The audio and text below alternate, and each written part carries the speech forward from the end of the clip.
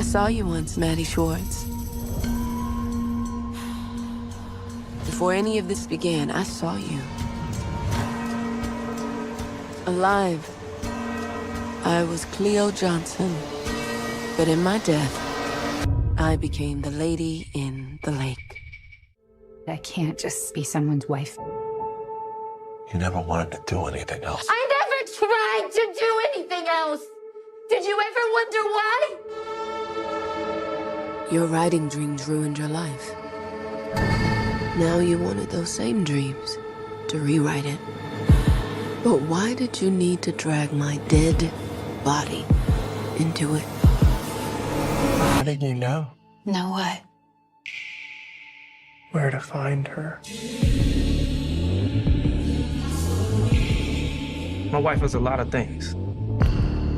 There's one thing that she's not. That's foolish. This is not your high school newspaper, Natty.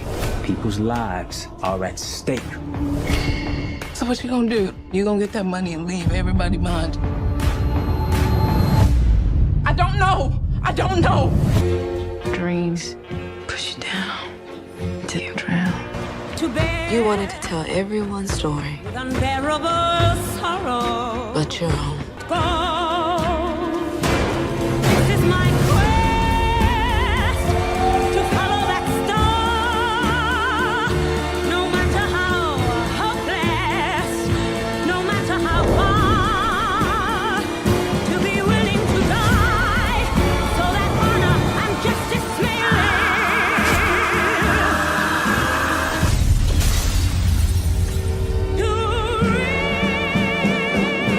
Every time someone turns up dead in that lake, it does seem to lead to you.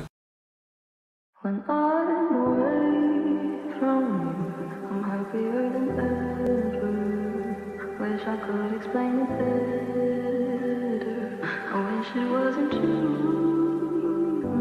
Give me a day or two to think of something clever, to write myself a letter, to tell me what to do. I had a dream. I got everything I wanted. Not what you think. And if I'm being honest, it might have been a nightmare to anyone who might care. Thought I could fly, so I stepped off the golden. Hello, hello, hello. How is not? It's 50 people in here already. Not it being 50 people in here already. Hello, everybody. Welcome to this good old Sunday and this good old lady in the lake. All the metaphors and symbolisms and everything else all up and through this episode. Y'all, it was a lot. I know my thoughts about, what I felt about this episode. I will say, I liked this episode. I liked it. I liked it. The aspect of everything that was so unexpected here. It was very unconventional, but I had a good time with it, and I can't wait to hear what my peeps have to say backstage. Of course, I am not only streaming on my platform and my channel, but we are all streaming all at the same damn time. So if you could like, share, subscribe, super chat, super thanks, cash app, whatever, that would be absolutely awesome. Breaking him out first because he's the man, he's the D-man. I want to know what Movieman thought about this episode. I feel like he loved it, but you never know with D. D, how do you feel about this episode? Listen, as someone who really appreciates and enjoys Black Swan, this was giving me all the Black Swan surrealism, madness, intense trauma, PTSD, like all the things. So I was here for it. It was a little disorienting to watch, but yeah, I can appreciate any film, TV show, anything that takes that approach. And I already knew it was coming. I already knew Maddie had some stuff going on, but yeah, we got the continual unraveling as far as the situation up there. Yeah, we did. We knew. I just didn't know it would manifest itself in this way. And when we got to that dance number with her and Daniel, I say, not Natalie getting her Black Swan on. I literally yelled that at the TV.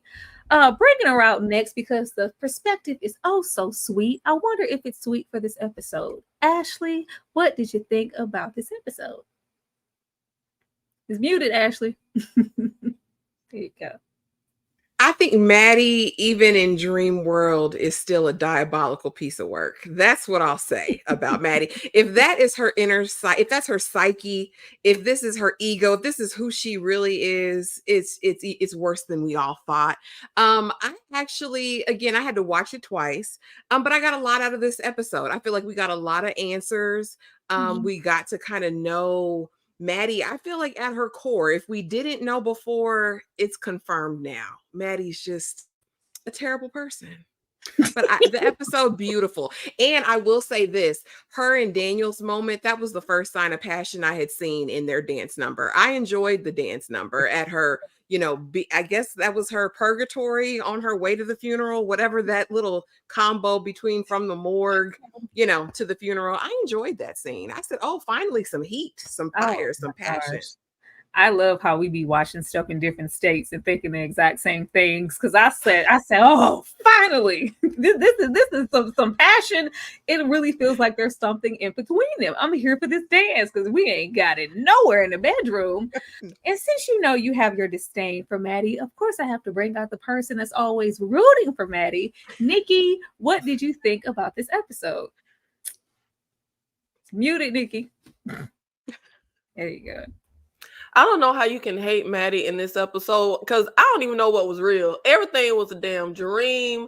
And Dee said it was giving Black Swan. I love Black Swan, but this was not giving Black Swan for me. It was giving like that Black Christmas remake that was just a mess. Maybe this episode was above my pay grade, but it was a letdown. I feel like this close to the finale, I expected something a lot more momentum of real things happening. I don't know who was really in her hospital room. Like, I don't know. I don't know. Maybe it's above my pay grade. Yeah, I definitely thought we were going to maybe spend 10 minutes of the show on dream sequence, Maddie, and move on. I was like, oh, this is the whole episode. All right. All right. Last but not least, Kay in the back with the books because she be reading them. Kay, what did you think about this episode? So this episode didn't take me in a direction that I thought I was going to take it in. So I had to go to the book. And I shouldn't have done that. Being all impatient, Kay. You went to the book. I was trying to hold out. I got impatient and I went to the book, and you know what? I'm gonna shut up.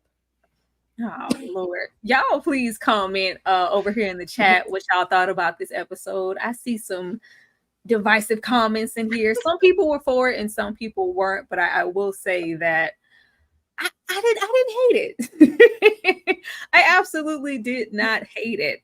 Let's go ahead and get on started here because it's a lot to talk about and not a lot at the same time. That's when you know some stuff went down. But yeah, you know we got to start here with old diabolical Maddie because we're unconscious and we meet Maddie where we left her on the floor, stabbed, shanked, underneath the telephone. And we not only have her unconscious reflecting, but we get a little piece of reality in the beginning about her doubling back. Drunk minds and sober thoughts, you weren't the only one, Maddie. Apologetic Alma Durst knew everything, and he is also Seth's father. Messy Maddie strikes again. Now look at here. Why, Maddie? Why the both of you? Alma Durst rolling up however many years removed from the situation to confront her. Something has literally been lingering on him, and he takes this drunken moment to get it all out. And just to say, not only did I know, but it was a lot of girls. Like my father is a deviant, he's a predator, and at least you got to get away. I'm sorry. Maddie, very, very married to Milton at this point, goes on out to the shed and sleeps with Alma Durst. And we are to believe at this point that finally this is Seth's father. I want to be messy, so I'm going to come to Ashley first. Maddie go Maddie every single time, every chance she gets. Now I was like, okay, what's about to happen? I was like, is he gonna get her this time? Like, is he just like his daddy? And he's go because we saw him in the woods, right? Before, but you know, him saying, I knew what you were doing and I was mad at you. And she's like, you're mad at me. Now, for this one time in history, y'all write it down, take a picture of it. I agree with Maddie because your father was the old man that was chasing me down. I was a young, impressionable girl at the moment. So why would you take out your hurt and whatever anger on me? You know, so I will give it up to Maddie in that one instant. But in the next second, she's dropping them draws and they're making Seth Jr. I will say in this moment, the truth was in front of us the whole time. When I looked at Seth looking at himself in the mirror and then looking at Alan, I said, oh yeah, that's your daddy. That's your daddy. So maybe I'm going to give Maddie another shot. Maybe she had only been with 3 men. Maybe it was just Alan, his daddy, and Milton up to Daniel. So I'll give it up to her for that. Again, it's just still, to me, typical Maddie. What I will say, this did open up another box of questions for me because if, you know, he's drunk, he's unmarried at the time. She's very married. What caused his hate present day? Because out of what we saw in that scene, okay, they got Bucky naked. It was an indiscretion, but it doesn't help us understand why Alan is so angry at this point. So hopefully in the finale, because it's only 1 episode left, we'll get that tea. Maybe it's about Seth. That's the only thing I can think of because our ideas or theories about him being mad about the dad, okay, he's apologizing for that. He knew the dad was a predator. So I'm interested to see how that's going to play out. I don't know. This made me question Maddie again because I wouldn't want to be in any proximity of this father and son duo. Like, Alan isn't at all innocent, especially with where we left off with him in that park. And clearly he's seen some stuff in his life via his dad. It just seems very gross. So why would you sleep? Like, it just felt like she was just desiring him so much in that moment. Like, finally, I was like, D. To me, now this all kind of hinges on what Alan knows at this point. But I do think it adds, in a way, depending on what we find out. But I do think it adds an additional layer to that intense anger he seems to have towards her. Because, like I said, it's the dad thing. But then, like, does he know anything about Seth? What does he recall about this situation? Are there other things that, you know, they circled around to or conversations they had that caused him to be that angry? And some of the things that he said to her thus far. So I thought that was another piece of it that made it interesting. In a way, it's not surprising that that Alan was back in the mix because it just seemed like, I mean, it would have been shocking enough for it to be the dad, but I just felt like somewhere in my mind, time-wise, I just felt like there might have been something else. And then we clearly see with the child she would have had, you know, that was out of the picture. So yeah, I think it's I do think it is. I don't know. I'm just curious as to Alan's mindset about his father being a predator and preying on multiple high school girls, minors. That in and of itself was just kind of like, how do you rationalize that? Or how do you deal with that, being the son of this person? So yeah, it gave me a little more perspective on Maddie with that situation. It's adding to the mess and shenanigans, but you know, Maddie is good for that. She is going to sabotage her life in any way she can. So there's that. I just really feel like, you know, if you're your daddy's son, and there was a mention at some point in time, of course, of Seth, that's assuming he might know, I feel like he would have tried to abort the mission as well. I feel like that plex towards her is like, girl, if you were supposed to get rid of that baby and you didn't. That's what I feel like. Because it's like, oh, you just love to have the spotlight and you love to break up a happy home, don't you? I don't know if he was with, you know, who he's with now or what it was, but I just feel like, because with Maddie don't want no kids. Maddie has always been ambitious and wanting to live her best life, unless it served her or, you know, it was going to be beneficial for her. I mean, it seems like she put put Alan, on this whatever pedestal to maybe think this was her guy who was gonna take care of her or whatever. He was some type of special entity. He was not. He was trash. But I feel like the plex is because she kept Seth. Nikki? Yeah, I saw this scene a little differently. I saw this scene as more just a visualization of Maddie's trauma and how that manifests with her, because I find it extremely disturbing that the guy that literally like sexually assaulted you when y'all were teenagers, you come back, I don't know, a few years later and willingly hook up with him. But I also feel like on Alan's side, I feel like Maddie gets so much smoke, but I really think all the men are the real true villains of the show. Yeah.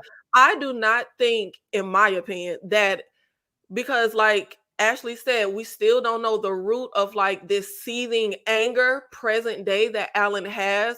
I'm wondering if maybe one, you were drunk and said stuff and then got sober and reneged talking about his dad and stuff, because they are in a pretty, like all of the communities in this era, the Jewish community, the Black community are 6 degrees of separation. Anytime we're at these Jewish events, how can your dad prey on young girls and it just stays quiet? So I feel like, did he sober up, regret the stuff he said?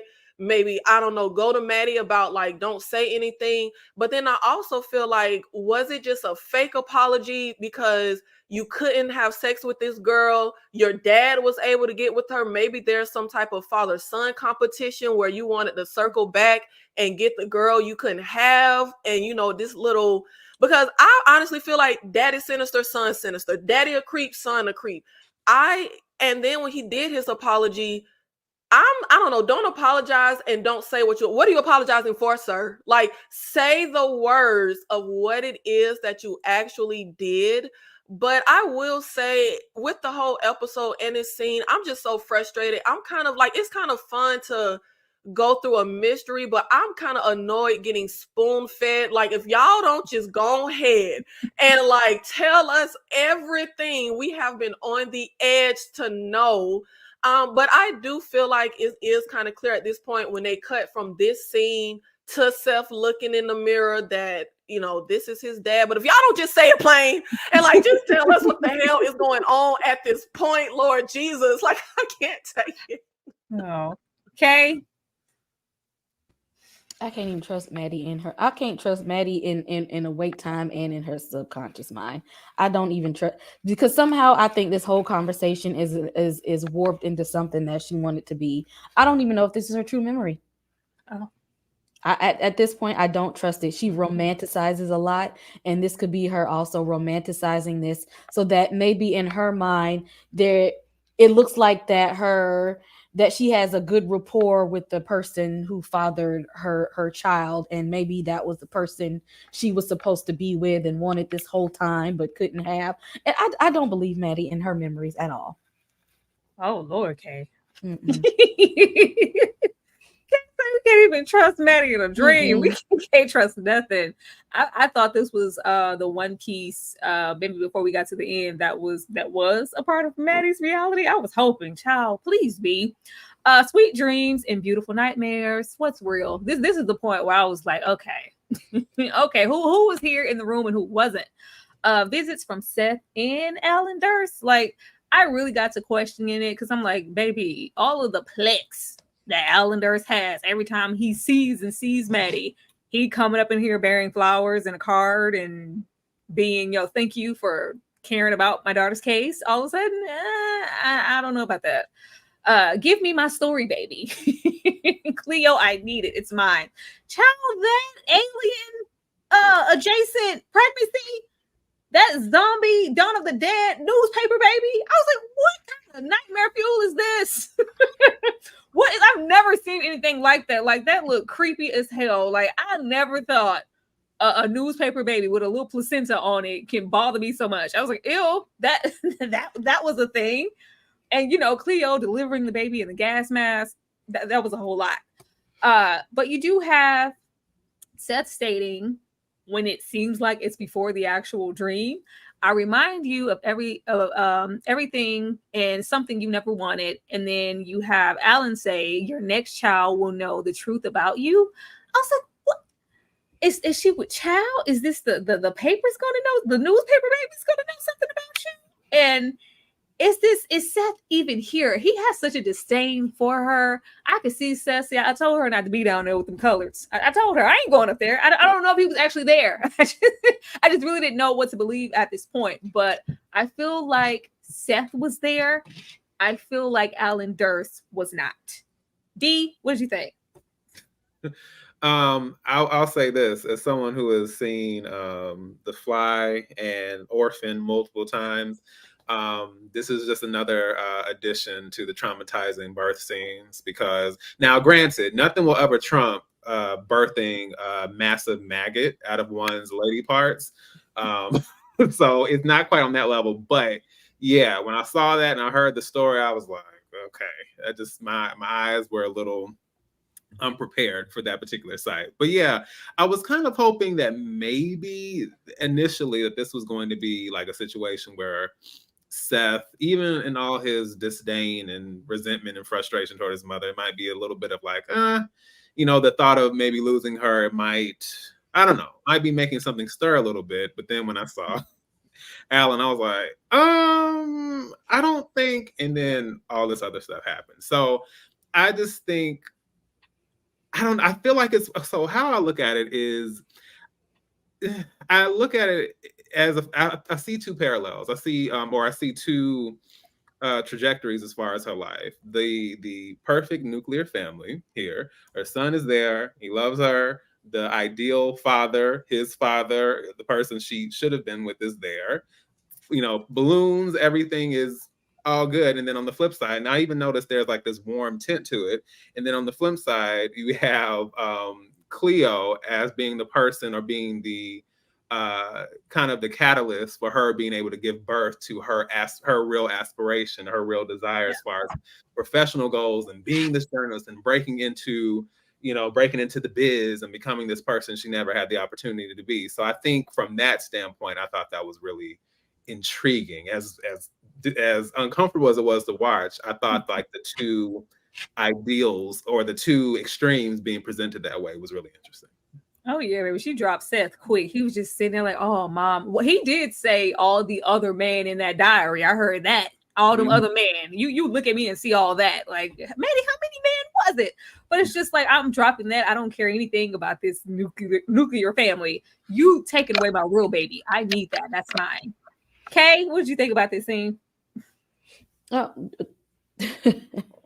that scene revealed that's what Maddie would rather have had instead of being a mom. Her baby is her work. That is her work. Although nobody actually cares about the work that she does, because society says, this is your son, you take care of this son, you be with Milton, this is the life you're supposed to have. And Maddie is just like, FTK, the life I'm trying to build is with this newspaper here. Y'all gonna see my name in lights. Nikki? Yeah, I agree with Kay earlier. I think there's a difference between the memories and the dreams. I think in this instance, some of this was Maddie romanticizing. Wouldn't the son that has so much contempt for her, wouldn't it be great to hear him say, I get it, I understand you, I read your diary, you look at me and you're reminded of, negative. Like, that to me is her romanticizing what she would like for him to say. But also, we are, of course, dealing with this ambition and wanting to be a writer that Maddie has always had. And it may not sound good, but I can kind of understand her wanting the career more than a child. Like, she didn't dream of being a mother. She dreamt of being a writer. That's where she has always had her aspirations at. That's, like was said, that's the baby that she will fight for and cling to more than her human, child, which I get. As always, I don't fault Maddie for it. I completely understand her wanting that ambition. You can, child, give me a career over child any day of the week, and I will be happy. But I think they were also maybe trying to give us a little something in this. I do think that Maddie is pregnant with Officer Platt's baby.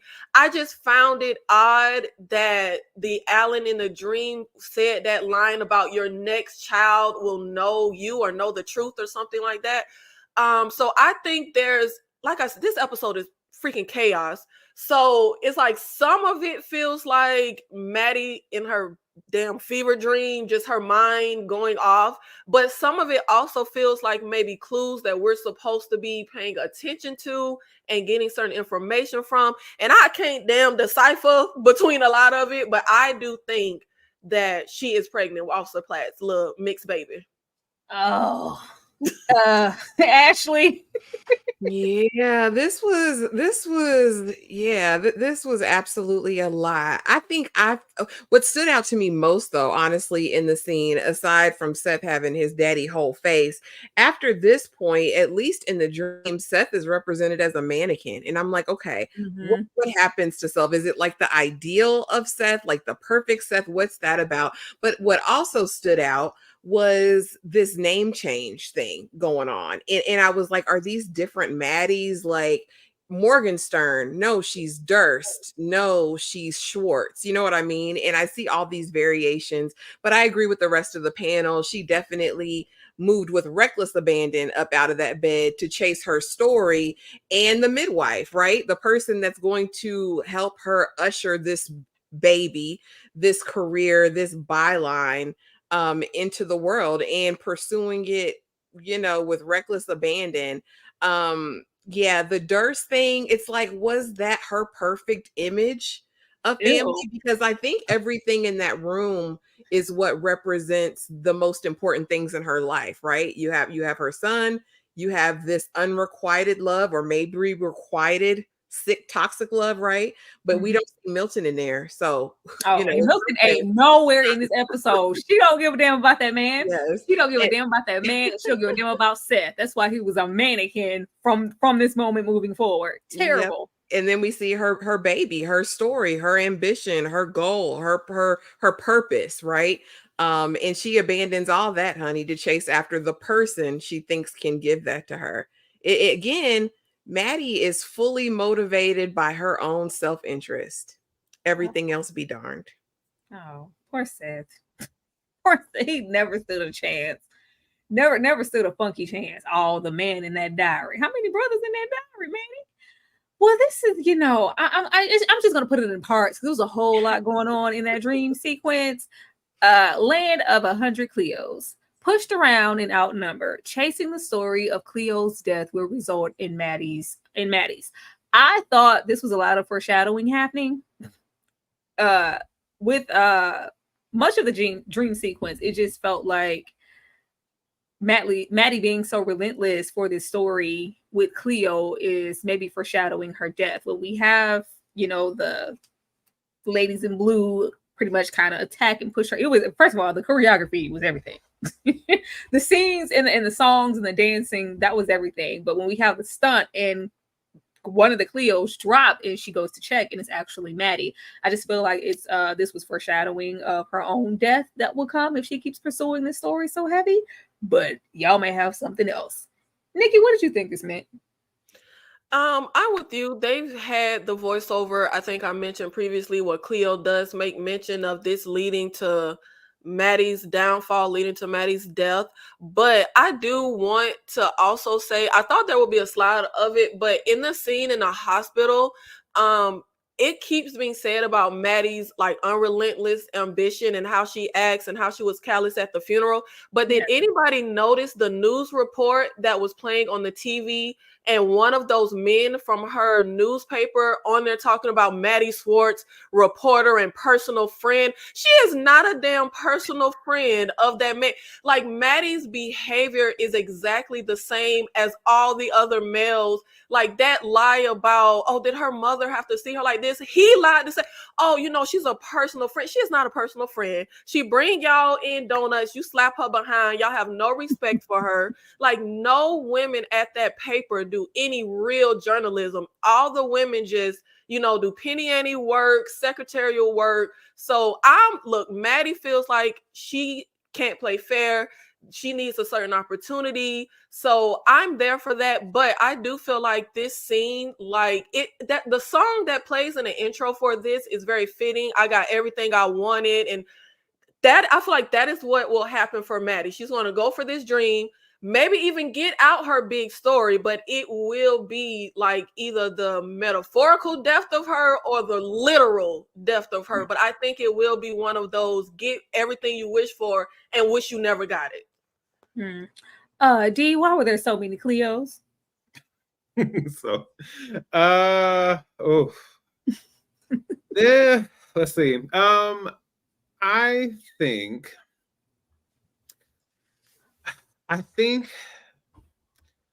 this, when it comes to the land of the 100 Cleos, as you said, I think it has something to do, and maybe this is a reach, but I think it might have something to do with what Cleo represents as far as her, obviously her professional aspirations and all those things. But I don't know if they represent like these, I don't know if they represent like these potential open doors that were shut to her, or the potential for the lives she could have had, the catalyst for something greater or something better in some way. And instead of being something like, instead of them being doors that she was able to walk through, it was the opposite. And then she had her well, not so ideal life, and then now she sees that those possibilities now turning on her,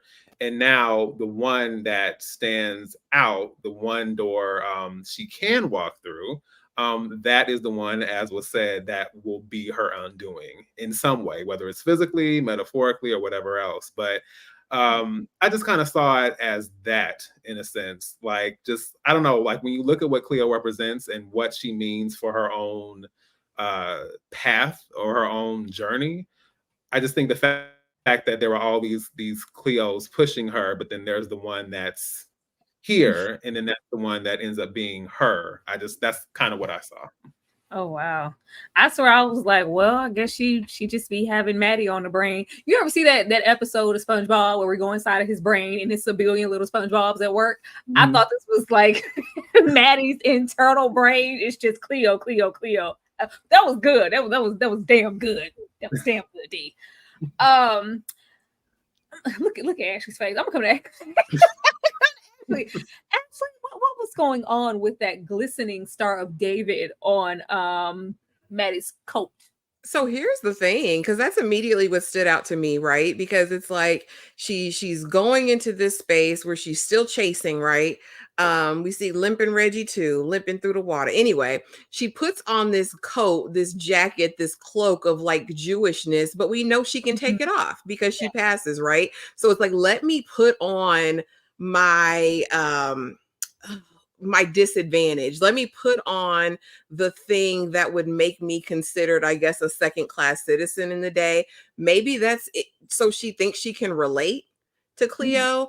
I had a lot of ideas about it because we know it's something that she could put on she could put on her Jewishness and take it off for the right thing, for the right moment, right? To use it either to her privilege or to relate, because as soon as we get into this dance sequence, it's that song, Let My People Go, right? Mm-hmm. And I was like, okay. And I think the opposition that she's running to with all of these Cleos who are the false Cleo, is like, girl, you're not going through anything. It felt to me kind of like what Dee said, like these are all false leads, because that's even something that Cleo says after she gives birth to the paper baby. She's like, you need a strong lead. You need that true lead, right? And so I think she puts on her Jewishness to try to relate in some way, but she's getting knocked against all of this opposition because I think they see her for what she is. And I think she's running to her own demise. This will definitely be the end of her, because also, if you remember in the first couple episodes during Cleo's narration, she's always like, You wanted to tell everybody's story but your own. I think it's going to be Maddie's story that's ultimately told. I think this baby is going to be Maddie's story.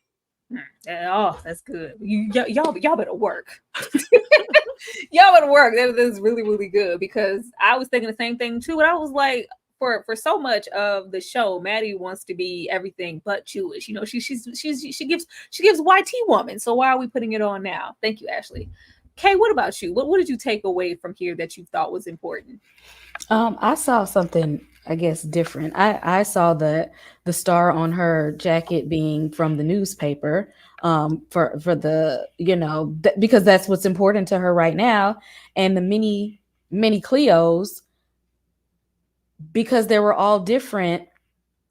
I saw that as nobody even cares who the real Cleo is. Like any one of those could have been Cleo. They're not. Maddie is not chasing Cleo. It could be that person. Nobody cared who it was in that lake. Actually, when they even found the body, nobody was even looking for Cleo when they found the body. They went over there to fix something, a light that was out. And so those were many faces of many Black women who nobody cares who they look like, whose name is who belongs to who. Maddie is chasing a story, not Cleo in particular. It could have been, that face could have been somebody named Mary Jo, and it would have made a difference. As long as it was a story to chase, Maddie was there for it. She doesn't care anything about Cleo, just the story. And they knew that. They're like pushing her around because, like, you don't know who you don't know me from a can of paint. It don't even matter. And they was pushing the hell out of her too. Like they was like angrily shoving her out of the way. And it's like she didn't care. She kept going. I will say, kept going.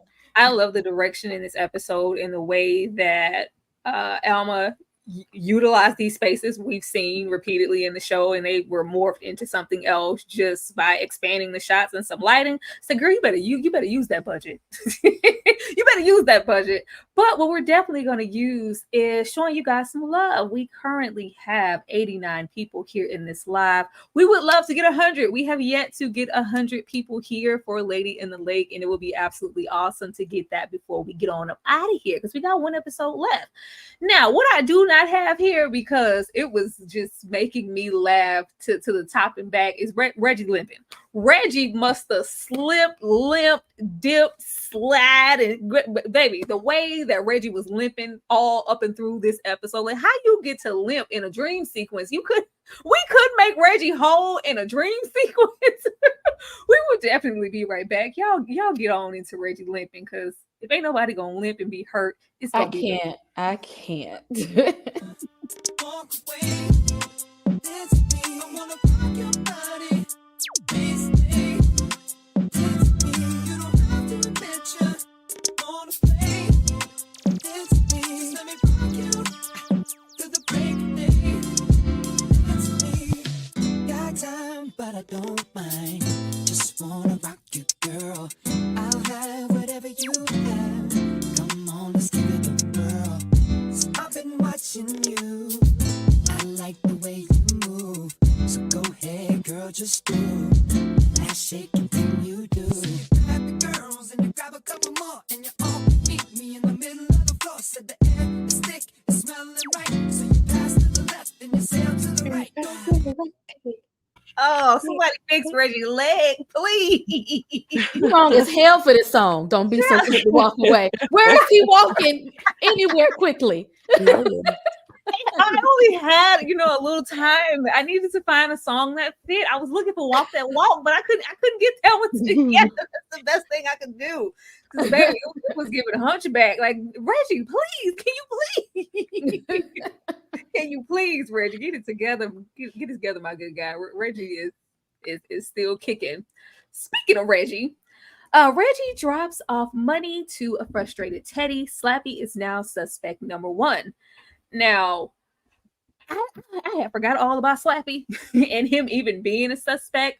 But now, which I think we get to in the next slide, we have pretty much cleared Stefan. It's all about Slappy now, and he's being arrested. Lionel, of course, is really sick, and we have Teddy roll up on well, we have Reggie roll up on Teddy and hand him some groceries and in a stack of money. Well, and we also have Teddy see Slappy get arrested. I think he was running to his dad, for comfort, like, oh, mom's on the news, they're saying all these things, and you're getting arrested. Poor Teddy. Ashley, what did you take away from this? Why is Reggie giving Teddy some money? He's struggling with this guilt of things, but again, it's like, where is this coming from? I know where Teddy's at with it. He's about to lose his little brother, probably. Just found out, and here's the thing with Stefan. I'm really annoyed that it was on the nose like that, and that he was the one who took Tessie, and that his mama was the one that unalived her like that. I was like, really? And so now he's cleared of Cleo's thing. I figured they would go to Slappy.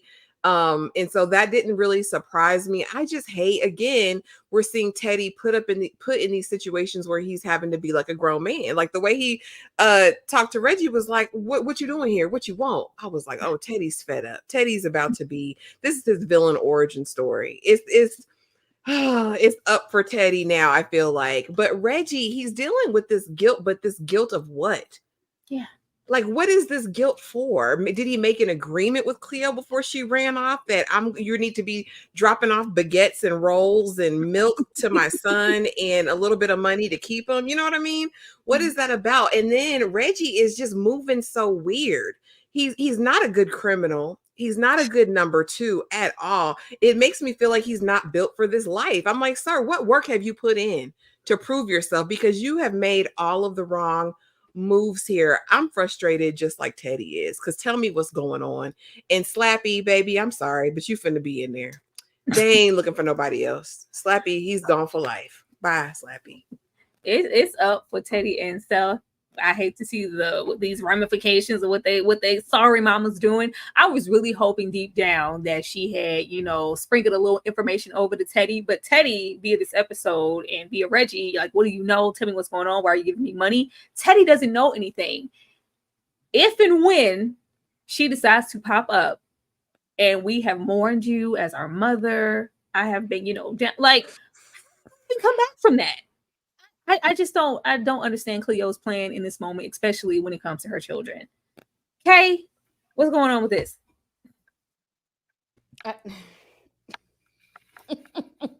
Reggie,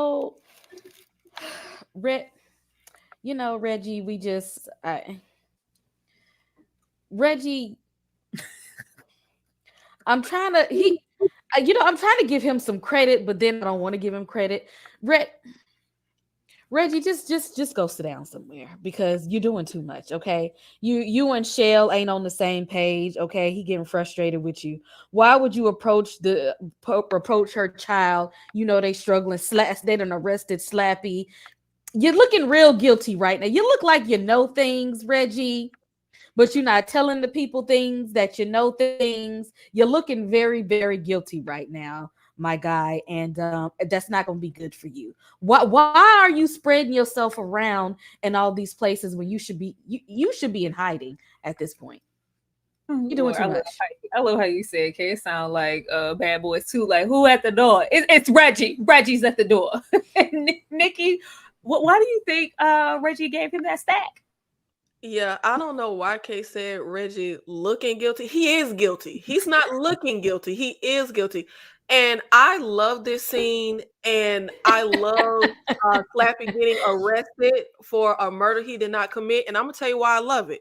Because y'all gave Maddie so much crap about the possible collateral damage of her fake robbery and how she in a black neighborhood and men could get yoked up. There was no collateral damage from Maddie's fake robbery, but we need to talk about the real collateral damage of all of Reggie's decisions, him and Shell, and how they are the ones, and not Maddie, that got an innocent brother pulled up by the police. It was, let me tell y'all, this is why I have to cape for Maddie, because it is Shell and it is Reggie that are doing way more damage to the Black community than Maddie ever could, okay?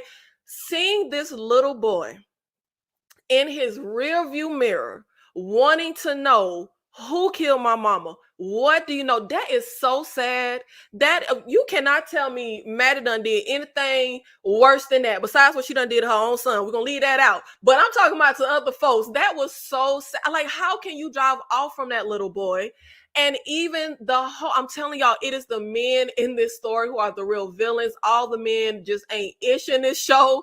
And I'm putting them way above Maddie. All of the performance that Maddie does is nowhere near as diabolical as the performance of Reggie. And I really feel like that is what this is, a performance. Because what is it that his boss does?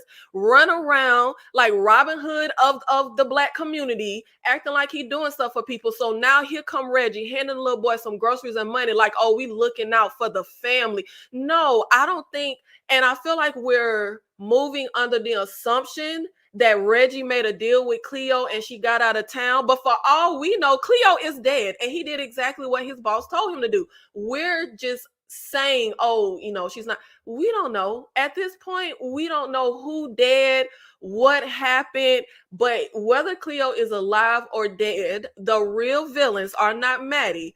It is Reggie and it is Shell. They are the biggest performers on the show, way past Maddie. Even Shell Ho, oh, you only questioning the Black employer. The Jewish employer did not tell Reggie to kill that lady. Maddie was questioning the right employer. So all of that is a performance.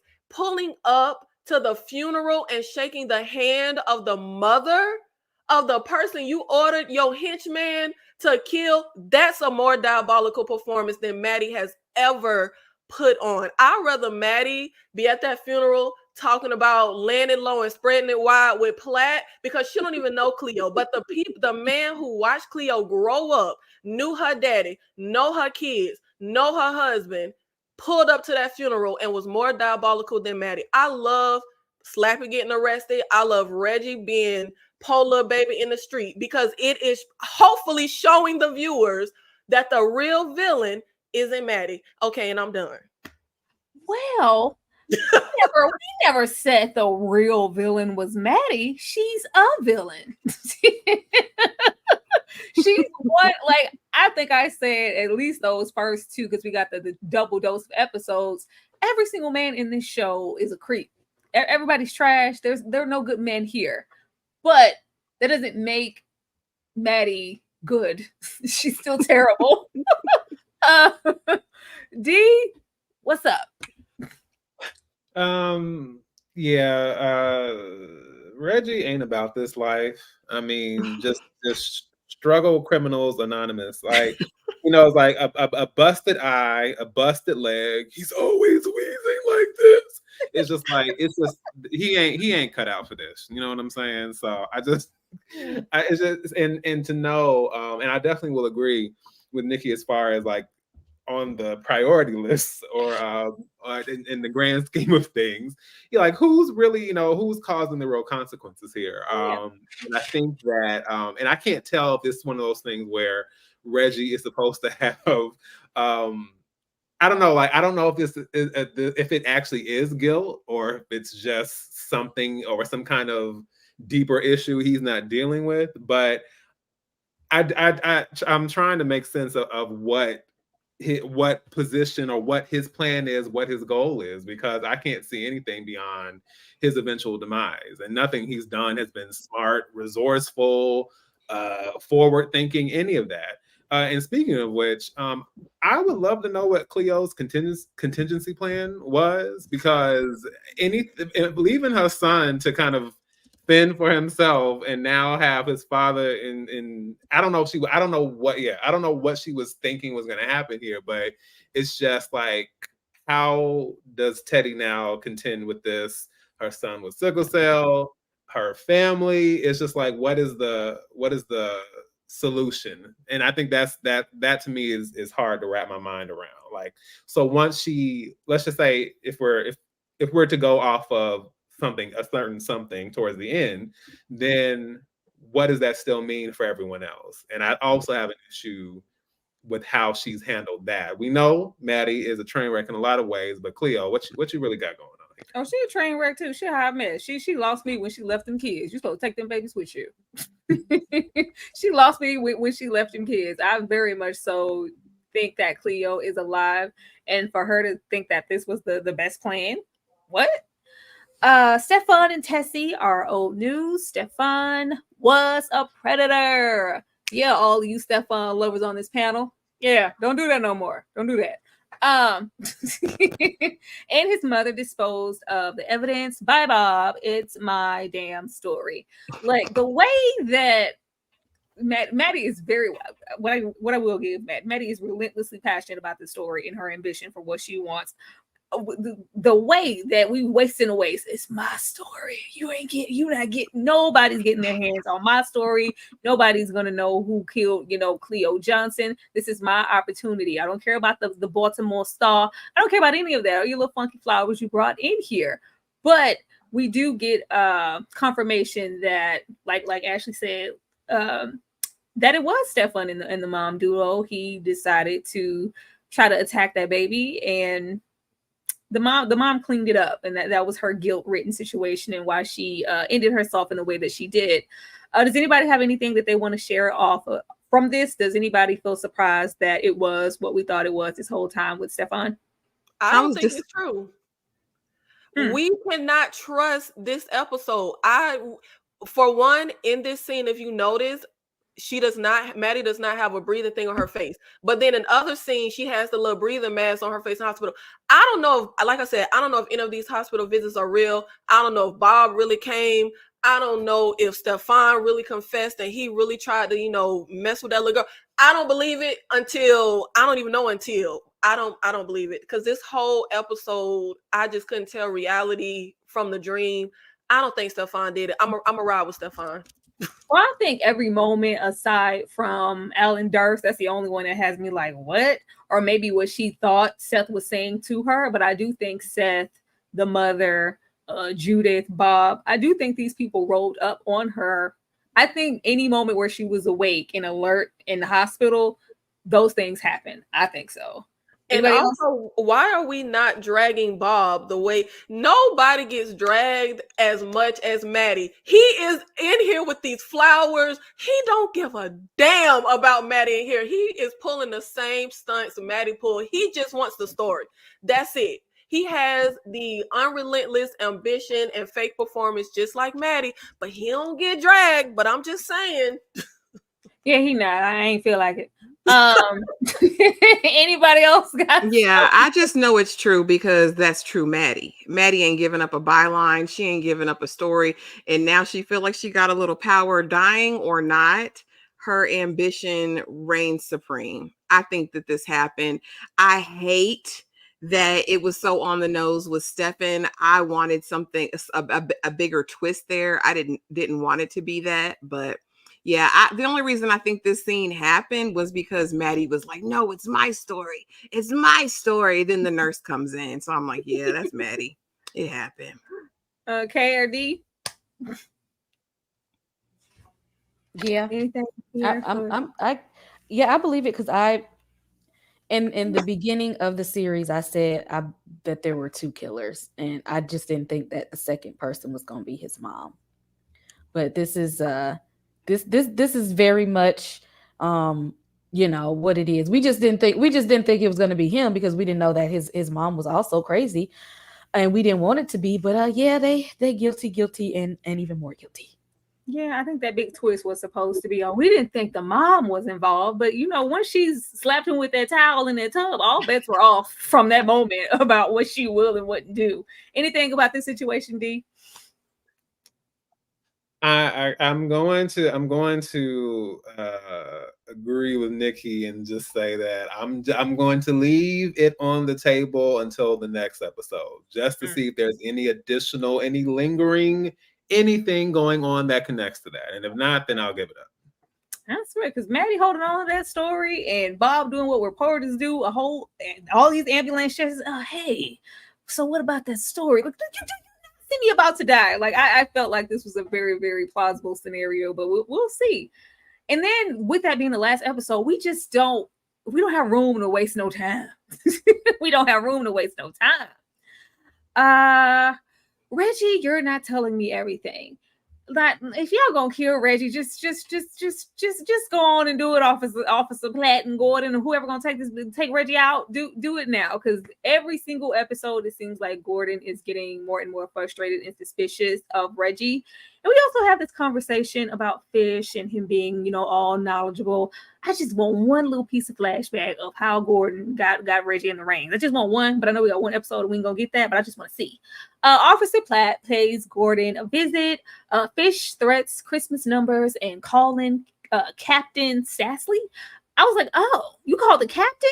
I think this whole scenario of Gordon feeling like Officer Platt is getting a little bit closer than he would prefer with this case. First, the reporter comes in here. Now you know what? Let me call and get this sorted out. As we said, Gordon knows and has everybody in the pocket, and I think this resulted in the scenario we get later with Officer Platt. And like, yeah, we've been holding it, but we know about Maddie. We need you to go. You're getting too close to Gordon, and I think this is the conversation that resulted in that. D, what about you? I will agree with Ashley as far as just really being over Fredie. You know what I'm saying? It's just been, you know, constant shenanigans. And I guess just considering there are other consequences that are coming down, I honestly don't really have much to say, because just when it comes to him and this situation and them, I'm just kind of like, you're over it. I was really hoping like, moo ha ha ha, I've been working for Mr. Gordon this whole time. That would have gave me some pleasure to know that Platt was dirty. But I was like, oh, now you want to do your job? Okay. Ashley. Yeah, I was annoyed by this scene. At this point, Shell Wood Harris, what kind of boss are you? You don't have eyes on the streets. You don't know what's going on. He said, this is the second time I heard about them Christmas numbers. You still don't know where your bag's at, man? You don't know how your business run? Like, you not doing a double check of the books. You don't know who won the prize. Like, that's why, oh, girl with the hair salon, Juanita's bumping curl, that's why she not pressed, because nobody's looking for her, because he don't know. I'm like, you can't be that delayed.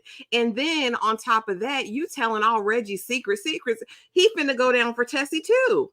Like, you telling him about the fish shop and making him talk about the African fish and where they swam from. Like, this was all unnecessary. You know, we know Shell. We know he ain't for the people. I didn't need to see Fredie there acting like he's really doing some detective work. Sir, go climb up a fire escape and let the other people do this work. I'm over him. I'm over Fredie. I'm over it. I know before anything happens in that next episode, we better cut to a flashback scene of Cleo popping up out of nowhere, helping Reggie's ass out of that boat. Because I want to know how he got out the boat. Nikki? Yeah, I think they did a big disservice not opening the next episode after that one with him getting out of it. You cannot leave him in that boat, and the next thing you know, he limping. Come on now. Come like. But I will say this scene really irked me and frustrated me. And part of what Ashley said is why I'm hanging on to Stefan not being the killer, because for this show to give us this whole dance and this whole everything everywhere all at once, discombobulated mystery, like we were supposed to be led somewhere where we're aghast and we're like, oh my God, so this was pieced together. For Stefan to be the killer, for Officer Platt to really not be like, I'm expecting like some big revelations and big moments. Baby, don't spin my head around, okay, like a cracked egg just to bring me to the simplest of resolutions. It's so irksome. But I will also say there is not one trait that can be found in Maddie that cannot be found in the other characters. And the biggest culprit, Jesus, is Shell. And I love Wood Harris. The acting is on point, but he is the most diabolical, low down character. He is about to New Jack City Reggie. They about to be on that rooftop saying, I am my brother's keeper, dropping one thug tear, because Reggie is on the way out. Like Ashley said, he did not read his Criminals for Dummies book, and he is effing up left and right.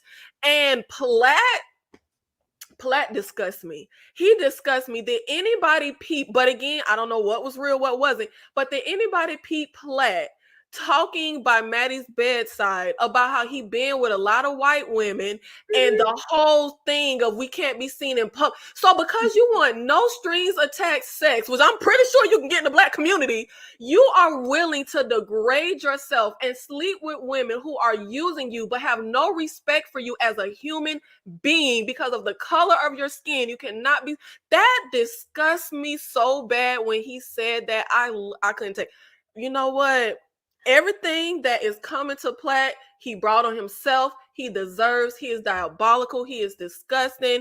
And look, but I will say, even though I think Reggie gonna get taken out, Shell probably gonna live long and prosper. Like he's not gonna have the Scarface ending.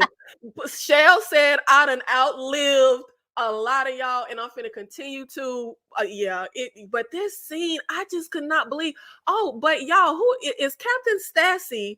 Who Shell called on the phone? Is that creeper cop that be creeping on Maddie? And Captain, it's the head dude. Okay. I was trying to figure out who he. Okay. So that means the captain in his pocket. Mm-hmm. What I will say, since you brought up the scene with Fredie by Maddie's bedside, the only thing, because with them, when he's saying, Maddie's different, I expect you to be exactly who you are, and they kind of match with their ambition. And for him to go that route of no strings attached and the sex with the white women and and I'm trying to be the first Black homicide detective. How far is this ambition going to push him? What would spark anything for me to be like, especially with everything kind of hitting the beats of not doing anything outstanding that we didn't expect to happen already? There hasn't been a massive reveal. If he takes out Maddie, that would do it for me. That would do it for me. If he ambitiously takes out Maddie, somebody standing in the way of his grand opportunity, because Maddie makes it very clear there's nothing she's, not willing to sacrifice to, get that beeline, as Ashley would say. He wants that position. That's the only thing that would give me okay. that would do something for me. But if there isn't some massive reveal, because it better not be that we were supposed to be hanging on to the fact that we all just thought Cleo was dead. Child, we smarter than the average bear. Kay, what you got for this scene? I'm just trying to tread lightly with my words these days because, like I said, I shouldn't have went to the book, and I did.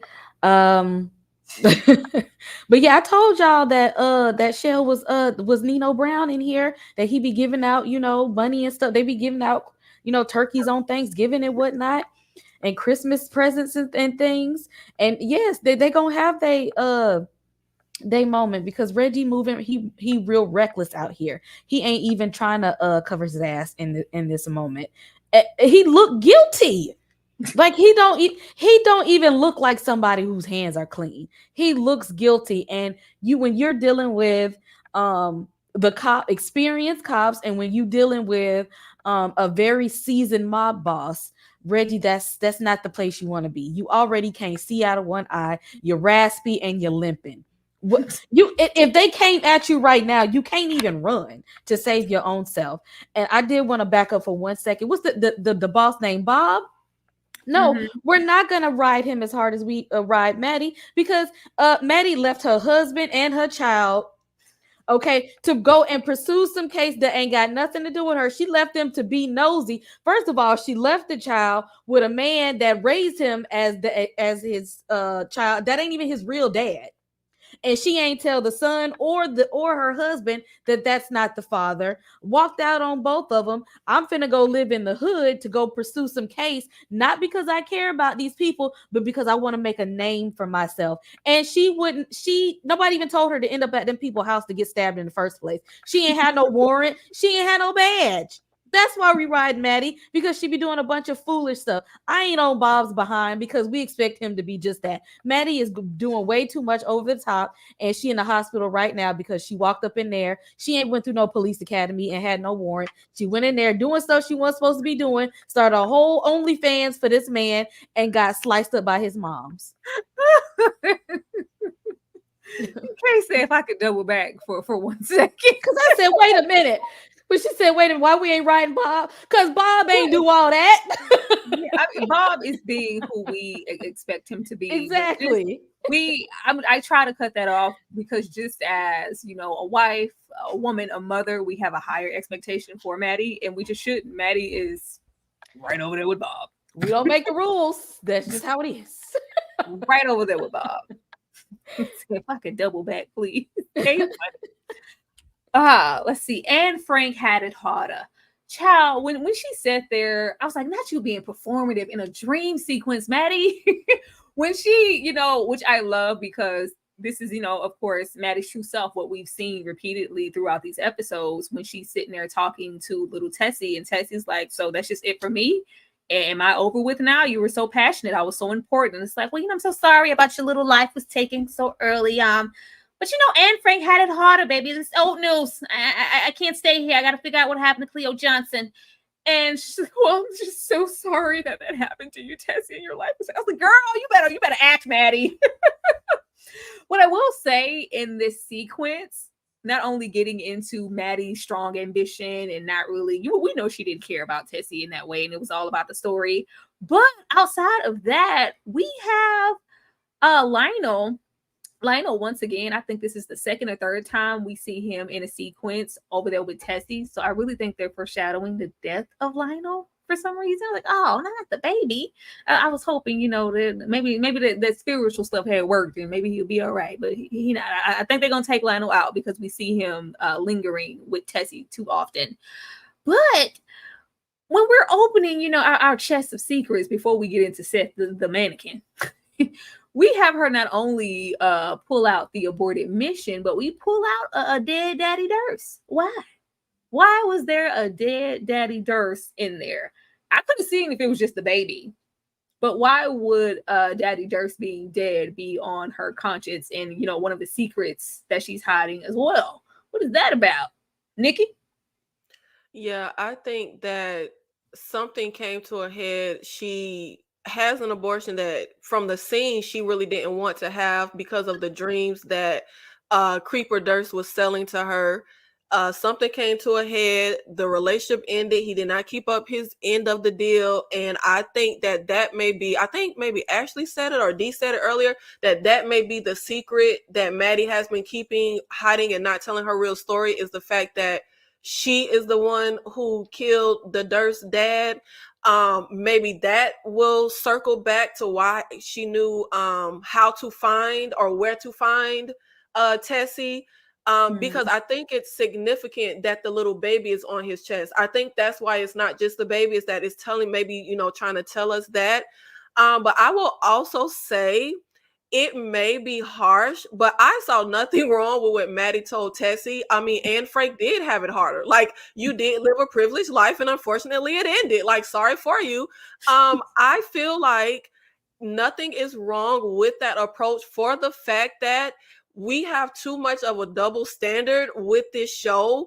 Maddie is a mother, a wife, but so is Slappy. Well, obviously not a mother and wife, but a husband. And men leave their wife to take care of their child so they can pursue their dreams, just like Maddie did. Slappy wanted to do stand-up comedy, didn't have a job. His wife had everything on her shoulders. Maddie left her son with his dad, pseudo dad, whatever kind of dad you want to call him, but that's the little boy daddy, so she could pursue her dream. She did not do anything that the men didn't do. So I'm not giving Maddie an ounce of anything that we not giving to the men. But little baby, he gonna die. We know he got sickle cell. We just counting down. We just counting down. Okay, he not finna be T-Boz. He not finna outlive. They hadn't come very far with sickle cell back then. We just counting down. Okay, he what gonna be out happened to the voodoo man? He was a fake shyster. It was the priest. As a matter of fact, what happened to the voodoo man? What did you think about this? Because I was thinking that also, because I was like, she has to. The way Maddie be carrying on all this deception, disgrace, and it's always a sense of innocence lost and these lambs and blood on her hands. I just feel like it's more than that baby. But how do we circle back to her killing Daddy Durst? Like, where would that even have happened? Kay, what's going on here? Why is Daddy Durst in there? I don't know. Maybe in her mind, she had them, off them after, he didn't want to leave his wife and whatnot. In her mind, Maddie just be romanticizing stuff, and in her mind, either stuff gonna be either over the top or downplayed. Like you ain't have to tell that little girl that what's the name had it worse. Okay, she didn't expect to go and be unalived by the pet store man and his mom. That wasn't good at all. Like you can't compare like that. It wasn't good at all. Like you trying to make it seem, and then she's. And I also think that what she was telling the little girl that right now your case is solved and I still got another one that's still open. So we gonna put yours to rest, and I got to go out here and see what's going on with Cleo. So I got to wrap this up, kind of thing. Like you're done. You're done. We're good. It's solved. I'm pushing past it. I gotta go over here because I'm still on the job. Lois Lane got to get her name at the head of this paper. Ashley. Yeah, Maddie's a gross individual, but we knew that. Like, how you tell this baby? She's like, what about my story? Girl, I don't give a damn about your story. Your story will get told in the order it was received. Your story is not going to get me anywhere. And I don't care. I'm going to hold Maddie's feet to the fire every time. She is our protagonist. She's the one I see constantly. And again, like Tyra said earlier, everybody being a villain doesn't make Maddie any less of a villain. And to me, it's the feigning of care. It's the idea that I'm pretending to be this other person. I'm not. Just how she put on them crocodile tears, even talking to this delusion, right? Girl, why you feel like you need to cry? Keep that same energy. I could respect Maddie if she could stand on big business and stand by what she said. Girl, your story's over. It ain't gonna get me no headline. I'm done with you. Just say that and stand on business. Let's not pretend to care. Yes, as soon as we saw Baby with the jaundice early in the season, I knew he was on his way out. When I saw him with that lamb or goat, whatever it was, I knew that he was a goner. And yes, I believe she unalived Daddy Durst.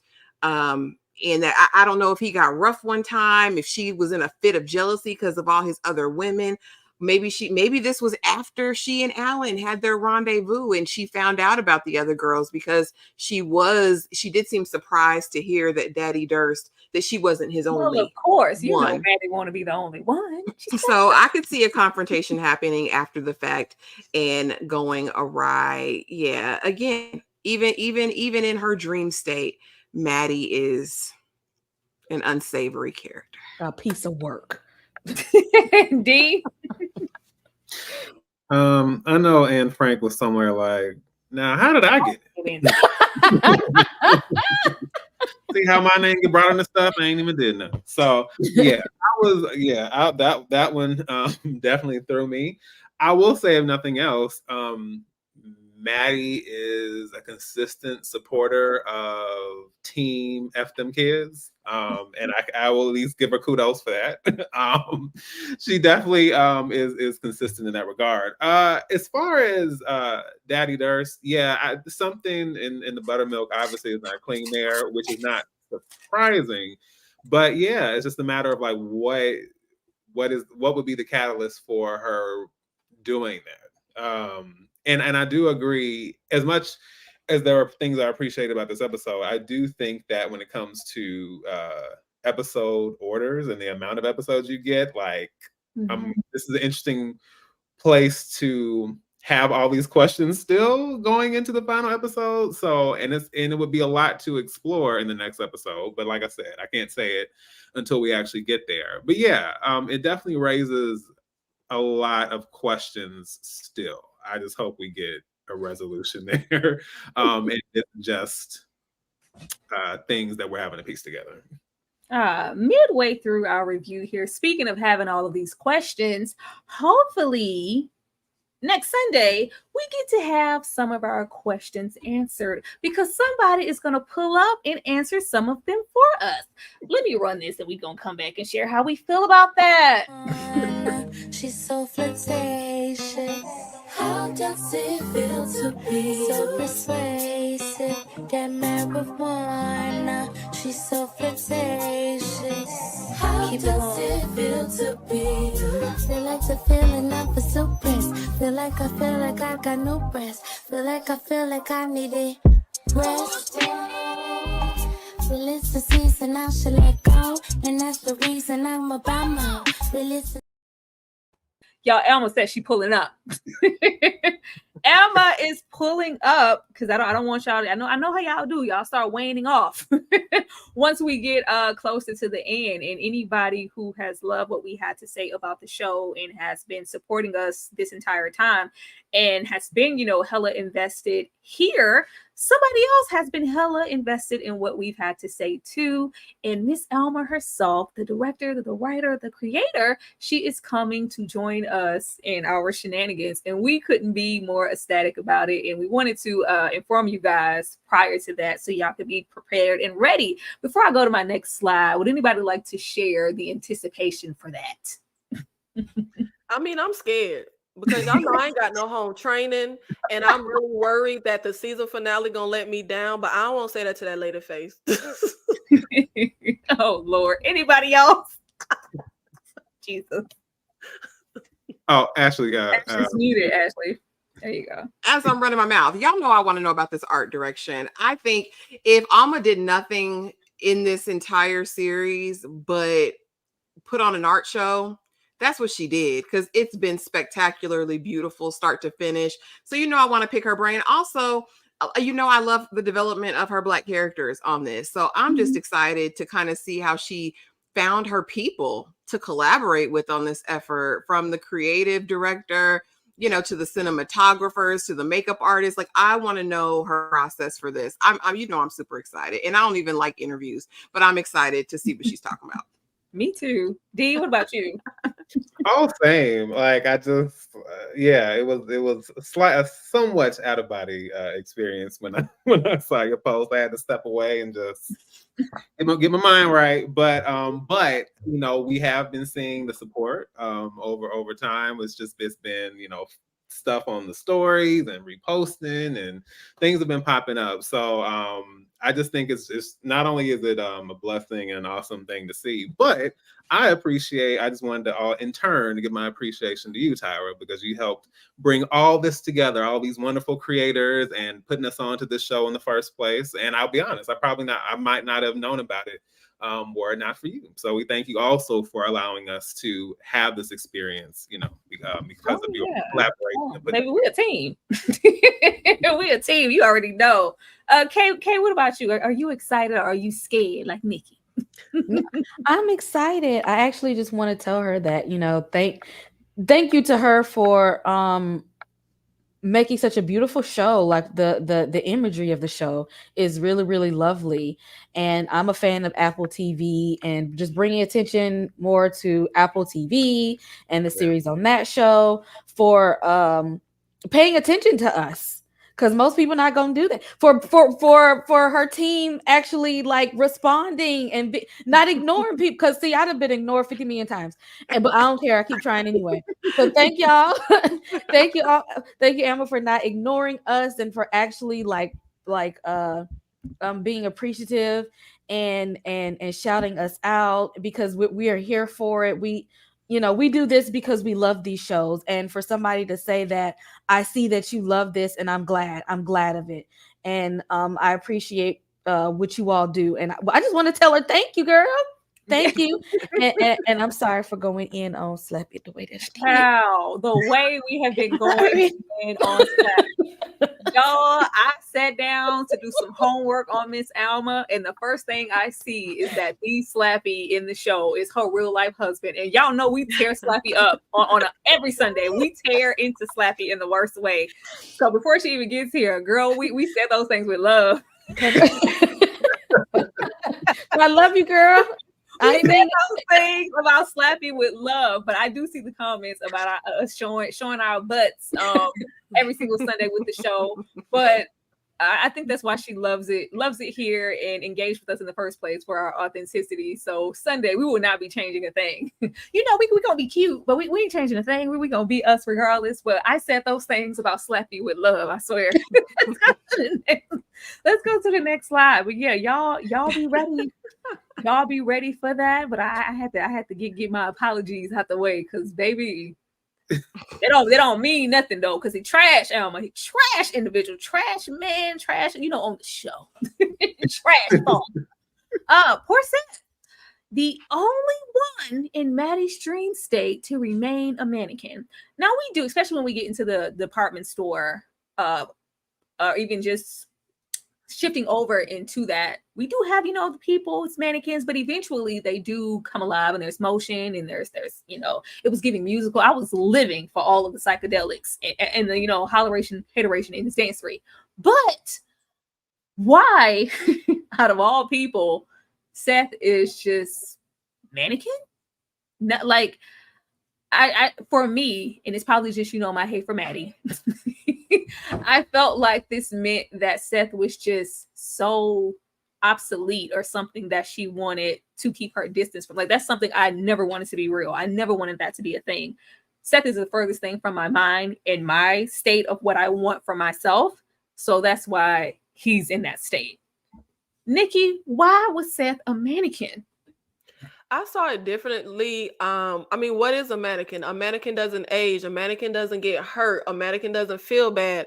I took it as Maddie ambition is more important than her son, but I don't think Maddie doesn't care about her son. And I also feel like we still don't have a full picture of his conception, what Maddie's thoughts were behind his conception, the father attached to his conception. I feel like there's a lot of trauma, lost dreams, a lot wrapped up and tied into, unfortunately, this young man's conception. We can take it back to when he said, when you looked at me my whole life, you looked at me in a certain way. You saw all these men that came before me or whoever his father is. And I feel like Maddie may have these negative feelings about her child, but in essence, I think she wants him to remain pure and unhurt. And I think that's what the mannequin state means. You stay in this state, you stay young, you stay beautiful, you stay unharmed, you stay pure. And maybe that's just me trying to see the best in Maddie, but I feel like even a deadbeat parent, your actions, love is an action, but sometimes even if you're a deadbeat, you may in essence have an emotion, a feeling of love towards your child, but unfortunately other things are either a priority. Unfortunately, there's a certain disconnect, trauma, or there is something. It isn't easy being a parent. There's a lot of your own hurt, trauma, childhood, whatever, that you sometimes have to put aside. And not everybody can do that. Not everybody can say, this will hurt me, but I have to do something for the well-being of my child. And I feel like Maddie does have pure intentions for Seth and wants him to stay in a certain state. I think that's why he comes across in these weird dreams in this mannequin state after we get to that little, what was that, a morgue, when she was pulling the body out. That's what sent me. It just gave, like, because why would he be? Seth is very much alive. I can understand the baby and Daddy Durst. Why was Seth in there in that state? It just gave me like, this is where I wanted you to be all along. I don't like that as your mother. I want that connection, but I've just never had it. I don't feel like she ever wanted him. And maybe that is what she wanted all along. I feel like it's unpopular and women wouldn't say it publicly, but I have personally talked to women who say they love their kids, but if they could go back, they would have never had kids. Like, maybe she didn't ever want to have Seth. She wanted a certain dream. We already know she wanted to be Nancy Drew, but she got knocked up, got married, that was in a different order, but she felt she had to live a certain type of life. Maybe she did. Look, people have abortions every day. I'm not saying there's nothing wrong with her not wanting, to have it. So to each his own. But that's just what my perception of it was. Ashley? That lady want him to be seen and not heard. She don't give a darn about Seth. And the reason he's in that morgue, is because their relationship is dead. They have no relationship. But she wants him seen, not heard. It's cute. That's my son. I raised my son. I raised him so well. You know what we sacrificed for our children. She ain't sacrificed nothing for Seth. She likes him like that. He can be there in appearance as long as he doesn't have his own mind, as long as he doesn't have his own thoughts, as long as he doesn't come against her or have anything to say to her to critique her. She likes the image of Seth. That's what I got. That's what I got from that. D? I don't think you're wrong. So I said this some episodes ago, and I've seen nothing to disprove it yet. But I just already I already felt that something was brewing with the way Seth ate that slap from Maddie, and considering his bloodline, considering Papa Durst and Daddy Durst, and him being descended from those two, I'm kind of thinking that this whole journey to becoming a sociopath, I wouldn't be surprised if that tied in there, because listen, sociopaths are cold, unfeeling, resolute, unflinching. They, in many ways, are not human because they don't recognize human emotion. They are shut off completely. So mannequins are very much the same thing. And then the consequences of a sociopath, the end game of a sociopath, that usually ends, well, not always, but a lot of times a morgue might be involved, depending on the situation. Mm-hmm. So this does nothing to disprove for me that Seth is not still on the path to becoming a sociopath, because, like I said, neither one of his I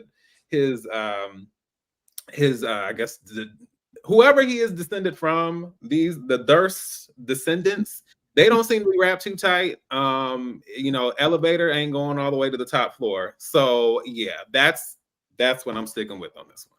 So you think Seth's gonna be Dexter? I could see that, Dee, and that would even, we have that feeling that she never wanted Seth. That disconnect could be from, because she does have that, I forgot what episode, she was like, you could be more than your father. At the time, we were just assuming, because he's been underneath Milton, that it was Milton. She may be seeing some of those same traits that she saw in Daddy Durst and Alan Durst and Seth, which is just absolutely sad, which, also begs the question, why would we sleep with both of these people? Kay? I'm rocking with Sweet Pea on this one. I'm gonna take it a step further, okay? Because, like she said, children, Maddie, they come from the old school now. Children are supposed to be seen and not heard. And I want to take it a step further. He's a mannequin. What are mannequins placed in the store for? Decoration.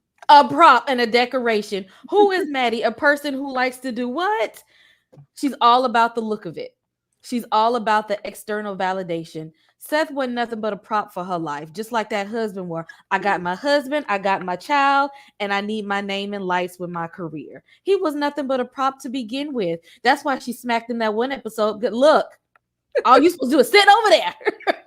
I don't need you to have no opinion. I don't need you to say nothing. I just need you to look and sit over there so I can be. Maddie is a mom. She got this nice son that she's raising. Because I could do all this stuff. I could be a wife. I could be a mom. I could be a career woman. Now, she don't care about really actually fulfilling the roles of those two. She just wants the accolades that come with those roles. She wants to be known for being able to do all of these things. Not that she's good at those things, but that Maddie, I'm a mom and I'm a wife. I can do this and I can do that. As soon as he started to, you said, what about me?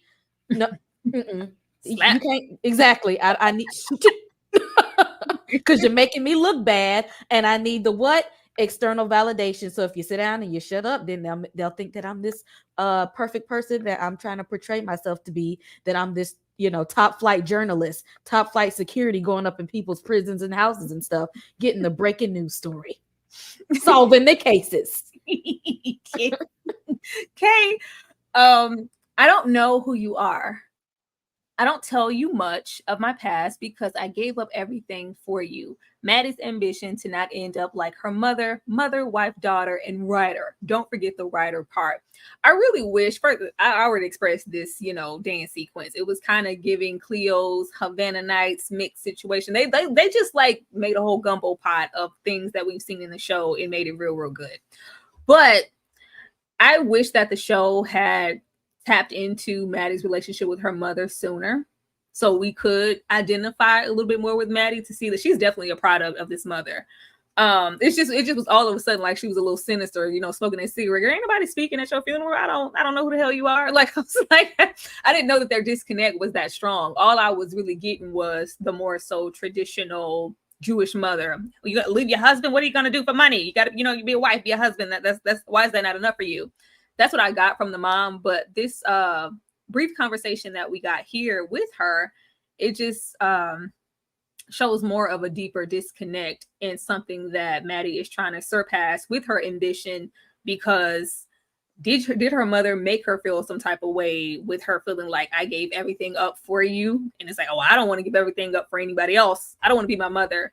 I need to, you know, make my own path in the world. I need my name in lights. I want that line or whatever. I need to have something else left to this world aside from me being a mother and a wife and a daughter, because I really don't give a damn about those things anyway. What I want to be is a writer. I want to be known for that. I'm gonna come to Ashley because she be feeling some type of way about Maddie. Did the conversation with the mom do something for you to see Maddie differently? No. It made me look at her worse, actually, as a matter of fact. Because in this moment, and I'm not saying her mom was an angel, but what a slap in the face to say, I worked hard to give you all the things I didn't have, and for your child to turn around to you and say, I didn't want none of that stuff. I want the stuff I didn't have. I don't give a darn about what you didn't have. I don't give a darn about your sacrifices that you made. I want what I want for me. And how about F all this? I'm gonna get up and do my own eulogy. But what I thought was really interesting was the idea that no one really knows Maddie. But also no one really knew Cleo. Cleo mama didn't really know her either. And I did like that that parallel there between the two, because it was for completely different reasons, right? Cleo's was more of a necessity survive, while Maddie's is this desire to be somebody. Would she get up there and say, I fought, I found justice for those who were oppressed? And what really utterly pissed me off about this scene, even if it was a dream sequence, when Fredie stood his tail up there and slow clapped for her. Slow clapped. Oh, I was too through. Like, really? That's your biggest fan, Maddie? That's your biggest fan? Like, I was so outdone. But yeah, the dynamic, I would have liked to have gone back to childhood and maybe seen Maddie as a child, you know, with the mother dynamic. But from this conversation alone, I don't know. I don't know how I felt about that. Dee, how did you feel about it? And was there any significance? You know, when her and Officer Platt, they was getting their grind on and they, you know, Black Swan, Alan Durst comes and scoops her up and takes her away. And it's just like, oh, what exactly are you guys trying to say? Is that what Maddie, like, her connection with Alan Durst is just disturbing. Like, nobody here is a good man. Did this do anything for you, Dee? Did you feel bad for Maddie? Because nobody stood up. Nobody wants to give you. How you gonna give your own eulogy? Like, don't nobody want to speak? Like, I think it says a whole lot about her character, aside from people just not knowing who she is. Nobody wanted to speak on Maddie's behalf.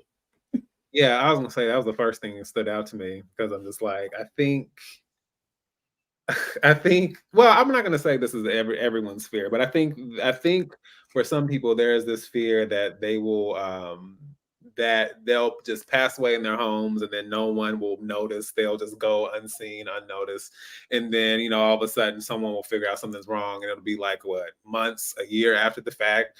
And then no one shows up to the funeral. And basically it reaffirms your lack of significance in the world. You are alone, you are lonely, you are meaningless as far as your existence in this world and the impact you made in it. And I thought, in a sense, what does that really say about you as a person? I don't know if it says more about her as a person, her character, what it will mean at the end of her life based off of her actions, or just how empty and meaningless her life is, because she's the one having to kind of, I guess, quote unquote, advocate for herself and speak on her accomplishments and say she did this and this and that, even though those things aren't fully true. And she has to rationalize that her life has meant something, even though it really hasn't. So if anything, it was kind of speaking to her own lack of self-awareness, or maybe trying to escape her own self-awareness about her life, about everything that it has represented thus far. And as far as Alan Durst, yeah, that's what I'm saying. I feel like I feel like there has to be something missing, because what is the ties that bind here? I am lost on that. But I do think that as much as I enjoy the direction of the show, I will say when it comes to the visual palette and all of that all of that, sometimes for me, and this isn't necessarily just about this show, but I do think sometimes, whether it's horror movies or anything that involves like dream sequences or things that are more abstract and visually kind of striking, but aren't narratively focused, it can kind of leave you wanting for some of those other aspects of the story, character wise, as far as backstory and all of that. So I do think in some ways we are missing some of the development and some of the substance in that sense. So, and like I said, and maybe 7 will just pull it all together, but it's hard to do that within a set time. That's hard, unless 7 is 2 hours. I don't know. Okay. How you feeling about Maddie and her mother? Maddie is a piece of work. How are you self-serving and pretentious at your own memorial service? Okay, and then you beefing with your mom at your own memorial service. Man, what is going on? Like this your son is a mannequin and you got beef with your mom, but you want it, but at the same time you want everybody to come in there and say some kind words about you. Like that just kind of shows her real perception of how she perceives the people in her. I don't even think it's about how the people perceive her, but more so how she looks at them. She looks at Platt as the person that she wants in her corner, that she wants to be her man. She looks at her son as nothing more than a prop. She looks at her mom as something that I'm going to prove you wrong type of person, that I'm going to get it this way, not the way that you wanted me to get it. And so it's just another way of this. Her whole fever dream was at this point was a Maddie show. Instead of a memorial service, this was the Maddie show. Child, out some trash. Cleo being in that bucket, her sending these children through that. Like I love that nobody in the show everybody's trash. Everybody from Cleo to Maddie to the men to the mothers, they are really, really toxic individuals. Nobody's good here. Nikki? I agree with you. I wish they wouldn't have waited this far in the game to give us peel back some layers on Maddie's mother and her relationship with her mother. I will say, I think that Maddie giving her own eulogy is more about her need for controlling the narrative and controlling how people see her. She doesn't want anyone to tell her eulogy because she wants to control what is said about her and the lasting impression that people will get about her. And I will say, I wish we got more at the mom, because I feel like there's something rooted there. There's something rooted in Cleo and her dad leaving and her relationship with her mom and adult Cleo. And I think there's something rooted in Maddie's relationship with her mother. Maddie has this need of feeling more important than she is. And I feel like did she not get a certain attention or a certain fulfillment from her parents, where she has been chasing this need to feel important? I mean, even when you look at the whole Platt thing, like she is on her dying deathbed, like bringing up, you like me more than Cleo. Like she has this Cleo. Yeah, like it's like she wants to be more important and held up more than other people, and I feel like there's something maybe lacking or missing. But I will say I completely disagree with the take on her telling her mother, like, I didn't want what you had. I feel like that is so valid, and it's very prevalent in how people raise their kids. I guess take it with a grain of salt, because I ain't got no kids, but I agree with Maddie. Whatever it was that you wanted isn't what your child is. A whole nother human being. They will have their own wants, needs, desires. So don't give me what you wanted. Give me what I want. Give me what I need, because I'm not you. I'm sorry you didn't get what you wanted. So don't continue the cycle, because guess what every parent does? Oh, I want to give you what I got.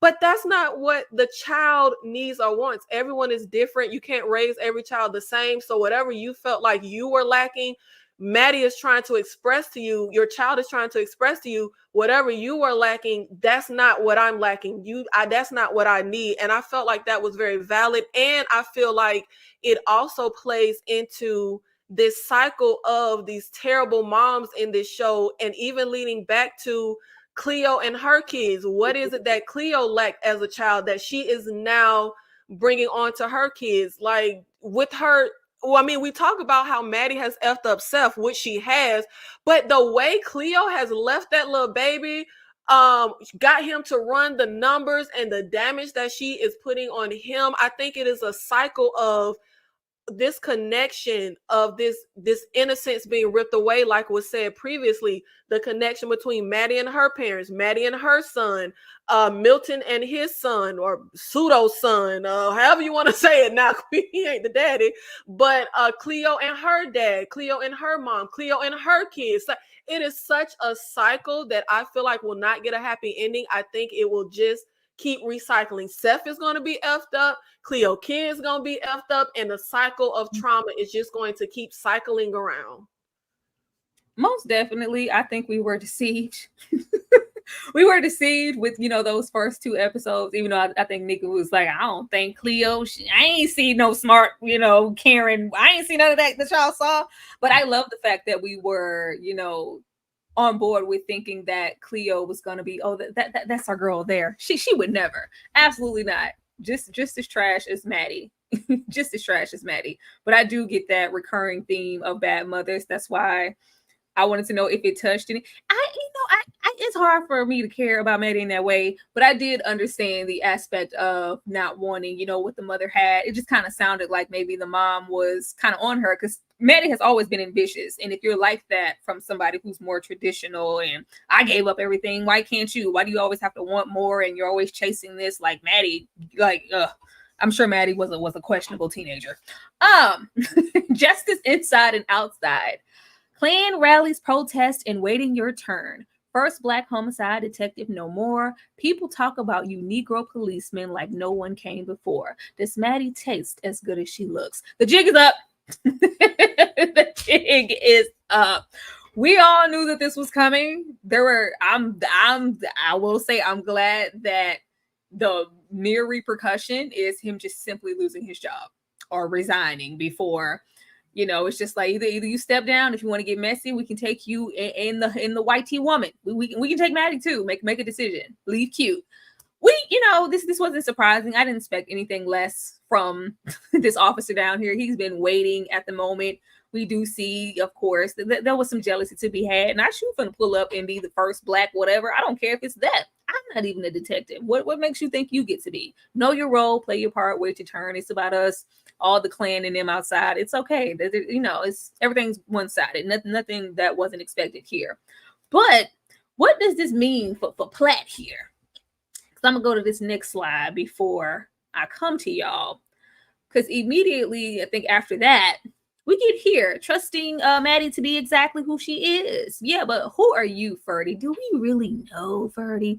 What was Fredie rubbing on her hands? Okay, I think there was a scene when they were in the bed and she had all those paper clips. So I'm assuming that's some type of moisture, Vaseline type situation he rubbed on her hand. So I was like, are you trying to take her fingerprints off? You finna dump her body? What's going on, Fredie? It was just giving. The way he was standing there was like he was 2 clicks away from smothering Maddie with a pillow. Like it just gave a little deceptive, but we are made aware of what we already knew. He's had countless, white women, but Maddie's different. You're childish, your ambition, you're this, that, and the third. And she goes, oh, even more than Cleo Johnson. Because you wanted Cleo Johnson. Like, oh my God, Maddie, please go to sleep. Give her a sedative or something. Damn. Like, put Maddie down. But D, I'm gonna come to you first. With Fredie losing his position and stepping down, and the only thing seeming to maybe stand in the way of that is this information they're holding over his head about sleeping with the likes of Maddie. Wouldn't it be real convenient if Maddie just died? Well, how are you feeling, D? Okay, just want to make sure I'm not confusing this with anything else. Was there not a scene of people like marching and expressing their hatred and frustration for African Americans or Black people at some point in this episode? Yes, it was the whole thing on Okay, TV. okay. Just want to make sure because I was also watching Hollywood Black, so I was making sure I didn't confuse the two. But yes, okay. So actually, when they showed that, I was like, "Is this foreshadowing? Is this a harbinger of doom?" I was like, and so the fact that it was just him losing his job, I was just like, "I don't think you're gonna," which I know he doesn't know. I'm like, you really don't understand the consequences of this and how bad this really, really could have been. And of course, we knew it was coming just based off of the whole fire escape and getting peeped and all that other stuff. But yeah, I don't really know what to say as far as the actual consequences because he seemed to not really care. And it just seemed like reckless abandon. And why Maddie was the person he felt the need to do this for made no sense to me. But yeah, as far as everything else, and now I could have seen it. It would have been interesting to see if he would be willing to go all the way there like that. But I don't know. It's just Fredie is just obnoxious. It's just like I need him to pick a lane. Like if you're going to commit to something, do it. If you're not, then do something else. But it's just what makes Maddie different. I'm just the fact that she's insane, unhinged. I don't know. I'm not seeing it, but far be it from me. I'm over there with UD. The only thing they seem to have in common beyond their attraction to each other is their ambition. But I don't even think they drove that narrative completely home for us to really believe it. Their relationship has been very, shallow and convenient. And the only thing that shocked me about this moment was he was like surprised, like, "Oh, somebody saw me," like as if you were being discreet. Ashley. Right. There has been nothing deep or transcendent about this relationship. I want to know what knowing Maddie for 3 days and hunching in the bathroom made it okay that he got fired from this lifetime of work. I would actually like that element, Tyra, if he was unaliving her. At least he wouldn't be this palatable Black man, right? Do something, Fredie. Get mad about something, scream, hit something, do something. Like, I really don't like his character at all, not in the least bit. You mean to tell me you lost everything you worked for over a probably 10 to 20 year career, right? Being the only Black man in here, you forged the way. And all because this YT woman has sunshine and rainbows coming out of her cooter, right?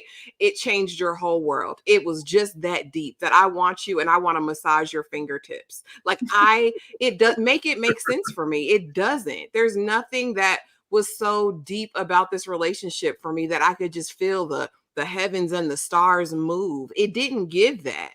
So I'm with you. I hope next episode, maybe a quick thing, maybe he takes out the IV, does something slick. I'd be here for that. I would give me something, Fredie. Give me something exciting. Not take out the IV. Nikki?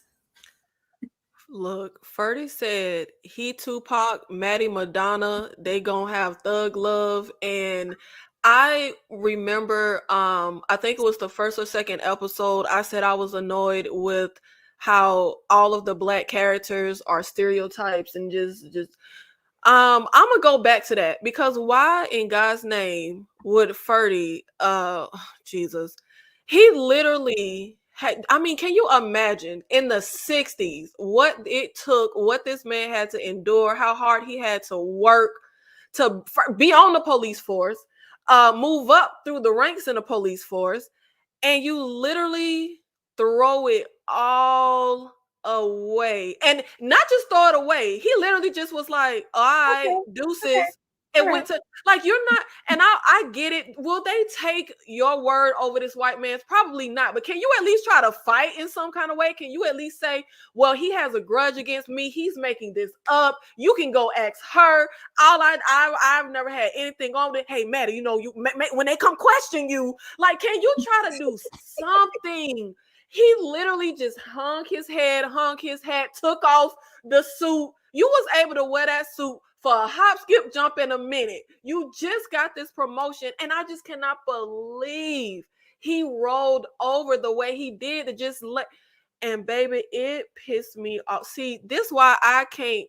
I remember I saw Rosewood for the first time and I was going to an all-white school. That's why I can't watch stuff like this, because that jealous ass, let me watch my words, that jealous ass white man just waiting in the freaking wings to tear this, wait your turn. What you doing? Wait my turn. Oh my God, like it boiled my blood seeing the satisfaction. Like, did y'all see the gleam in his eye?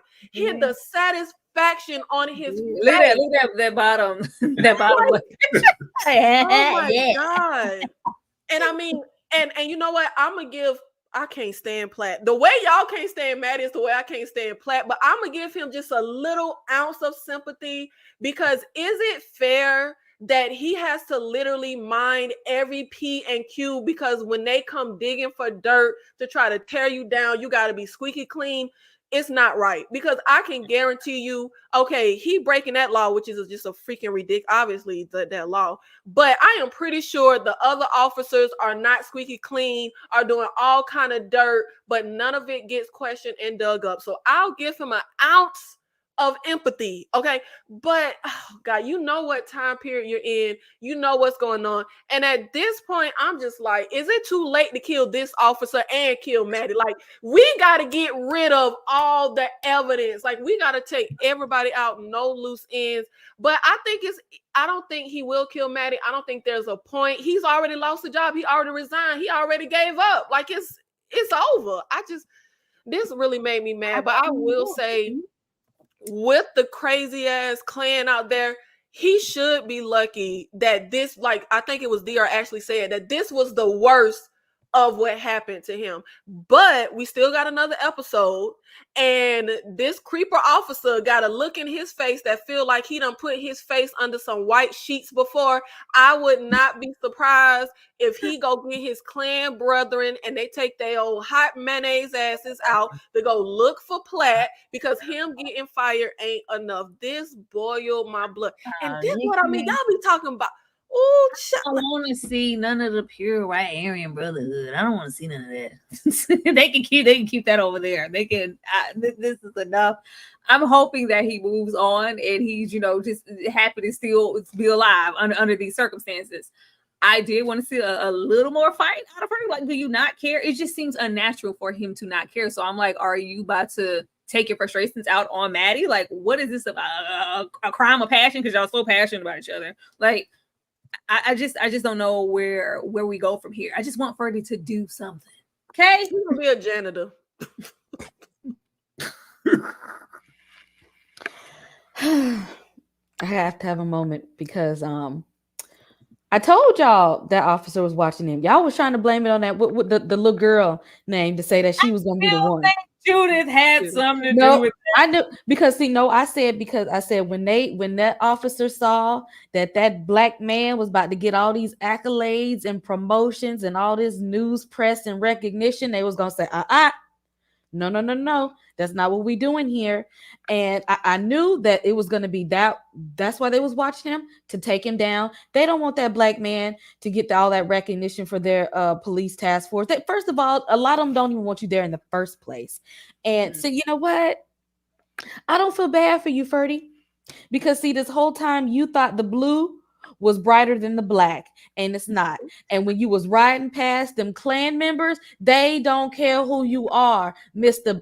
Black as Night black man. You still the black man, and you rolled your black ass up to that police station after riding past the clan, and guess what? We met the clan again, but in the blue, the same blue that you thought was hiding your black ass. And that's why you sitting there so docile, because this whole time he's ashamed because he thought he had a little bit of power. He said, I got on this blue. I'm climbing up this fire escape with this white woman. I am untouchable. They have touched you and you don't even know how to feel about it at this point. So I don't feel bad for you. Go sit in the corner and cry because you done lost your job and you about to lose your woman, because see, now everybody know he can't be seen with her at this point, because he's like, they done told you this is illegal. You done lost your job. Go around that white woman again one more time. That's gonna be your ass. And you, goodbye job. Goodbye, Maddie and her dry pancakes. Go sit in the corner and cry.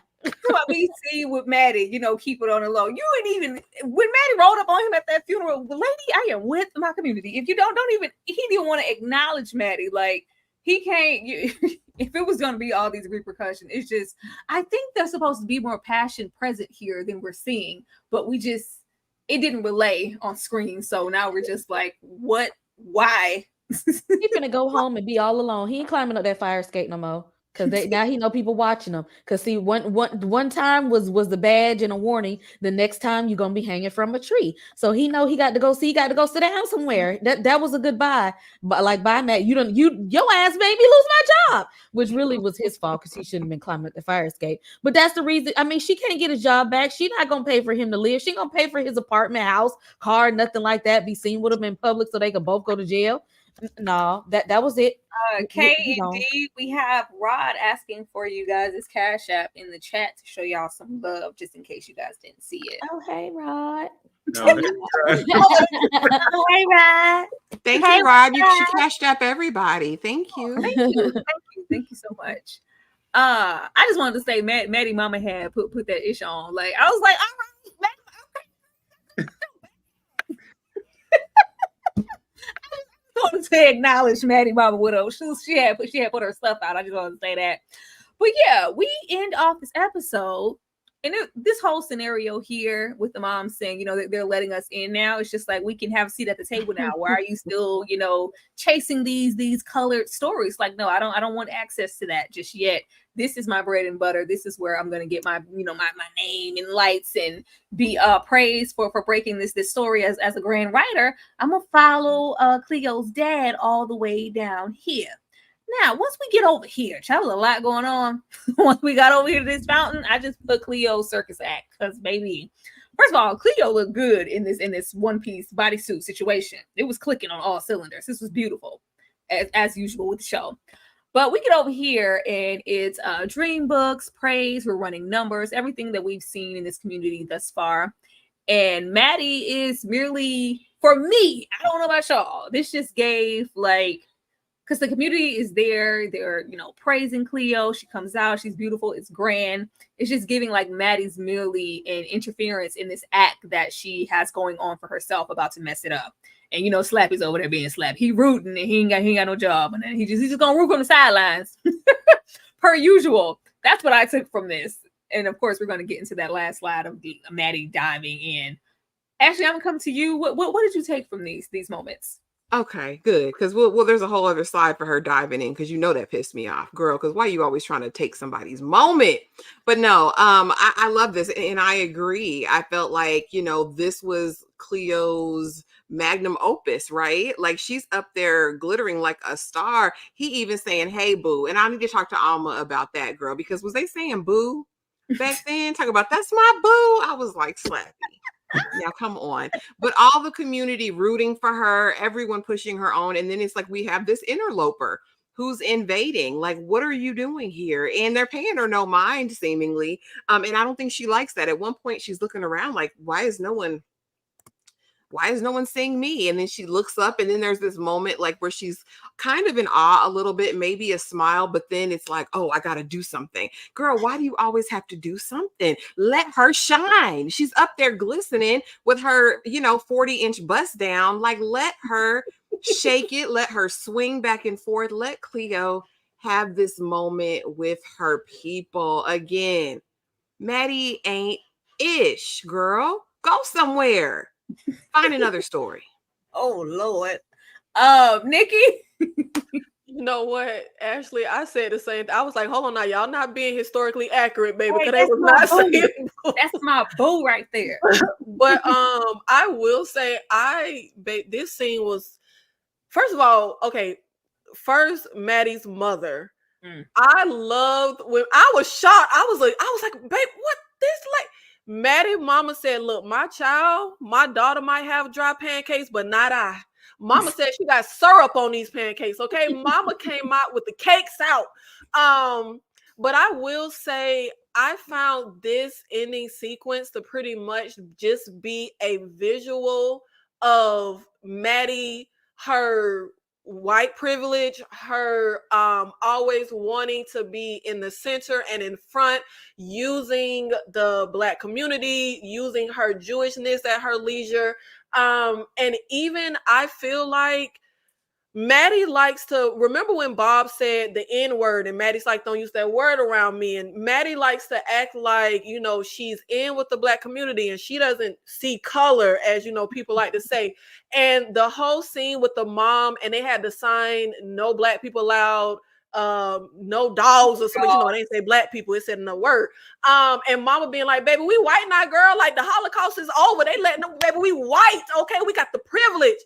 And Maddie not going that way. I think that Maddie championing, we got to put the Black story in the paper. I'm in the Black neighborhood. And I think all of that is a performance of Maddie. Maddie likes to act like, you know, she's, you know, with the Black people. And I feel like this is a visual of the Jewish being connected, but also disconnected from the Black community.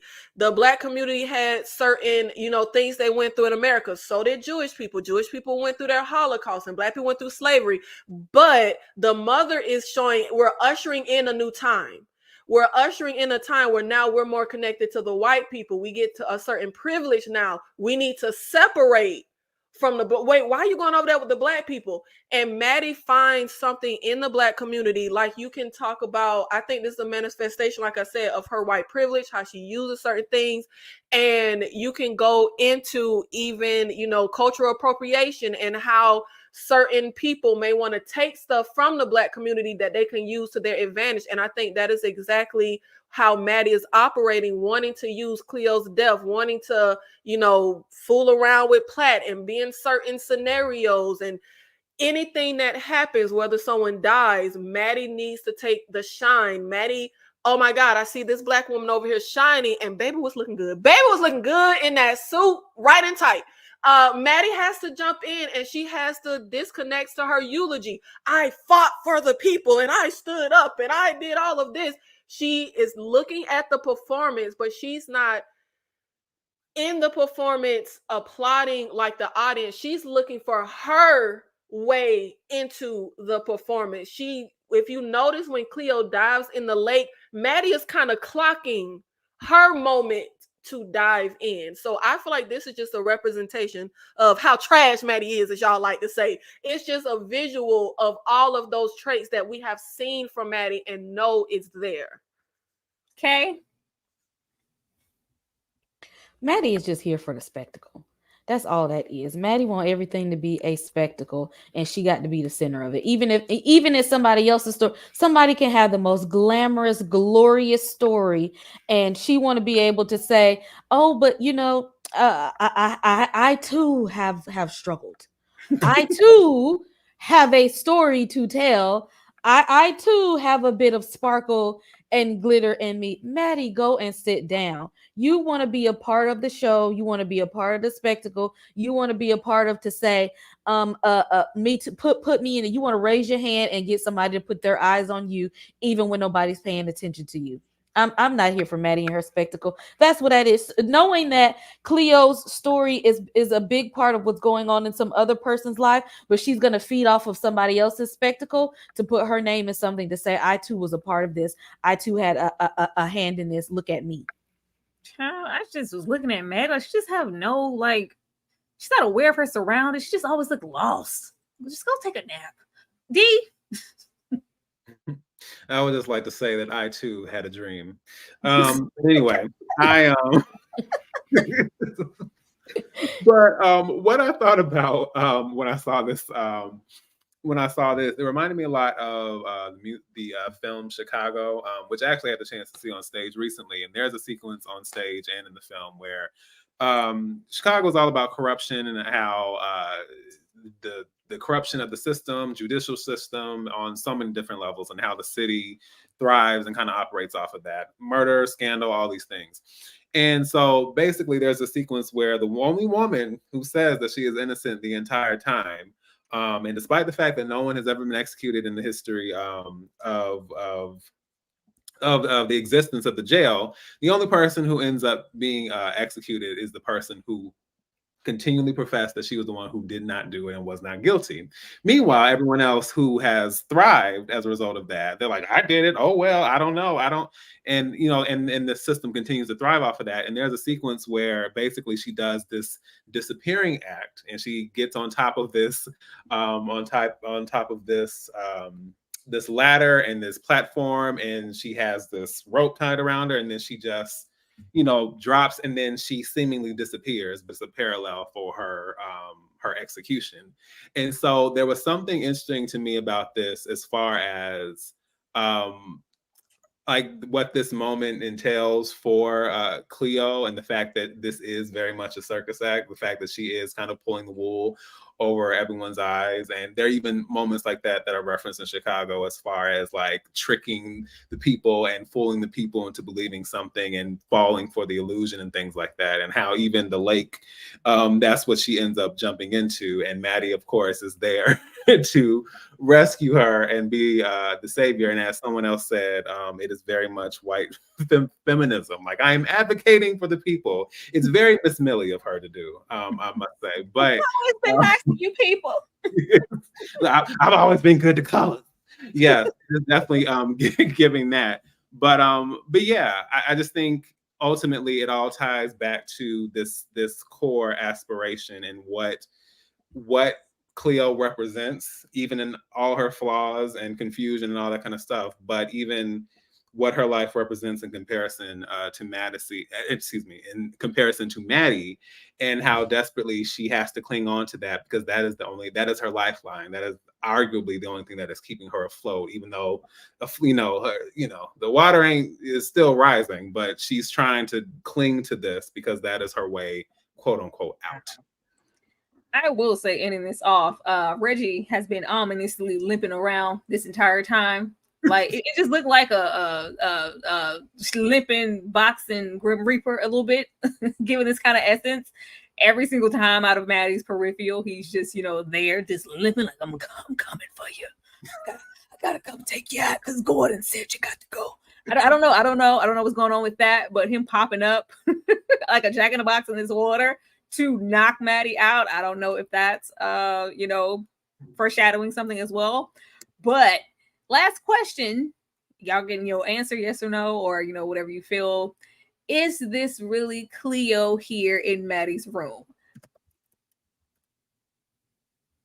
Which I don't think so.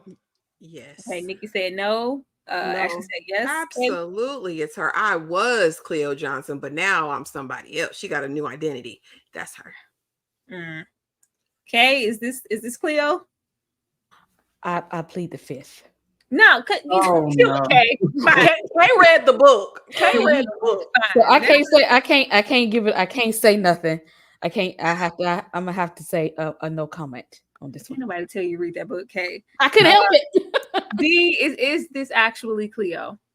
I thought it was actually her, because I feel like the part of the point, and I'm sure there are like little moments peppered in throughout where we see reality, but because so much of this is dealing with surrealism and the dream world and just all these confusing, this kind of pot of gumbo, as you said, of emotions, trauma, backstory, all these things that are real and not real. I just felt like Cleo popping up at the end was kind of like the punch that we're back in reality to me.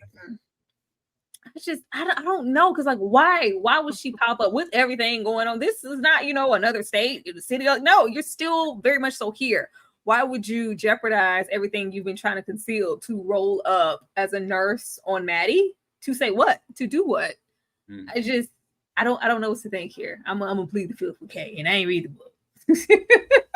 I ain't read the book. I just really don't know. I would love for it to be Cleo, but I'm just going to save my thoughts for the finale episodes, because we just really do not know. D, what are you expecting? Or what do you want in episode 7? Because that's it. And we got a lot of stuff to wrap up. I want, since so much of it, which I'm not mad at, but like I said, because so much of the style has been emphasized, I want, as much as possible, and because we have kind of dug through those layers, I would like to just kind of focus on the gritty, the grounded, the straightforward, this is what it is, in all of its funky, dirty muckiness, all of that. Like, I just want it to be laid on the table, and not even in a sense, but I'm saying it doesn't even have to be in like some kind of obvious, superficial. I mean, not superficial. It doesn't have to be in some obvious like, hey, way. You can still do it in a way that's interesting and clever, and has layers to it. But I just want to like, this is what it is. And I would like to just see everything come together in that sense. And if there is anything hanging, and I hope it's not in a way that we feel like, oh Lord, because I don't want to walk away feeling like that. Yeah, I want to walk away satisfied. Like, you know what? 'Cause this is it. This is a limited series. You're not getting a season 2. I want to walk away like, you know what? That was a nice slice of whites only pie. I'd have some of that again. Nikki, what you want to happen in episode 7? How you want to finish this off? Because I know you want answers. Yeah, and I don't think we're gonna get them. I'm gonna be honest. I think Lord, I really don't think things are, I mean, the fact that we have a short season and we got this weird filler episode, feels like a filler episode to me. We really kind of went nowhere with this episode, in my opinion, as far as really giving us conclusions. So for the season finale, Platt gonna be an ex-con because Maddie gonna pop up pregnant. He gonna be a janitor living his best life with his white woman and his mixed baby.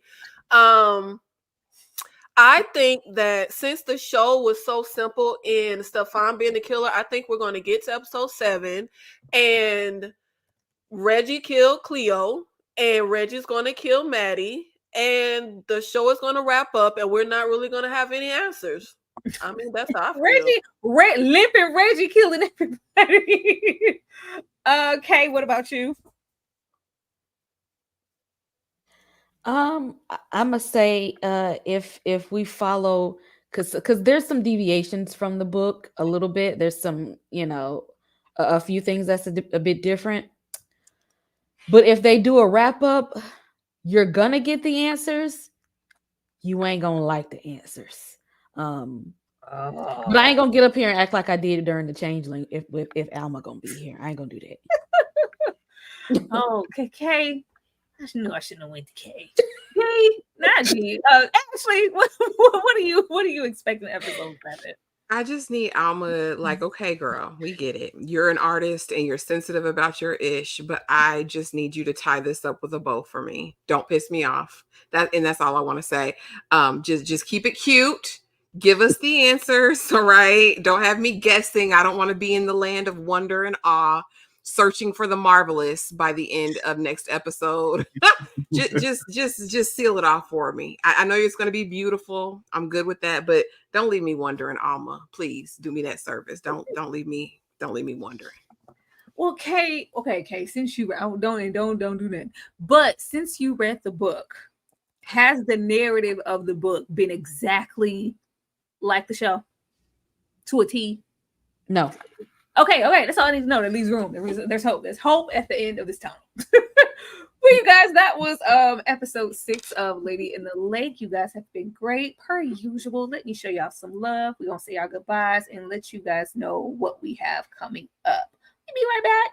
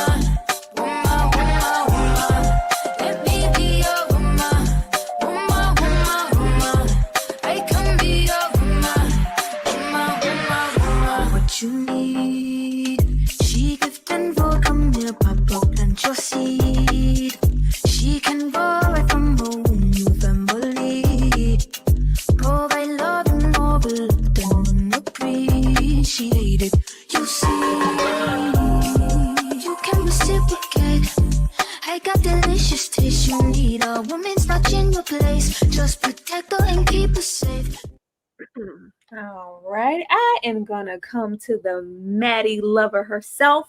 Nikki, let the people know what you have coming up on your channel. Thank you everyone for sticking with us through Lady in the Lake. Thank you to everybody who showed up.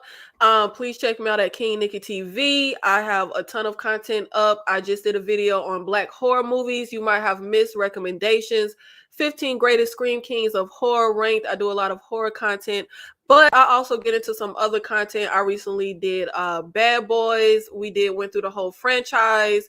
I also did a Would I Survive These Horror Icons tier list ranking of which horror icons I could possibly survive. And coming up, I will be covering the show From, along with some of the other ladies. I got just a little bit of everything. So thank you so much for supporting.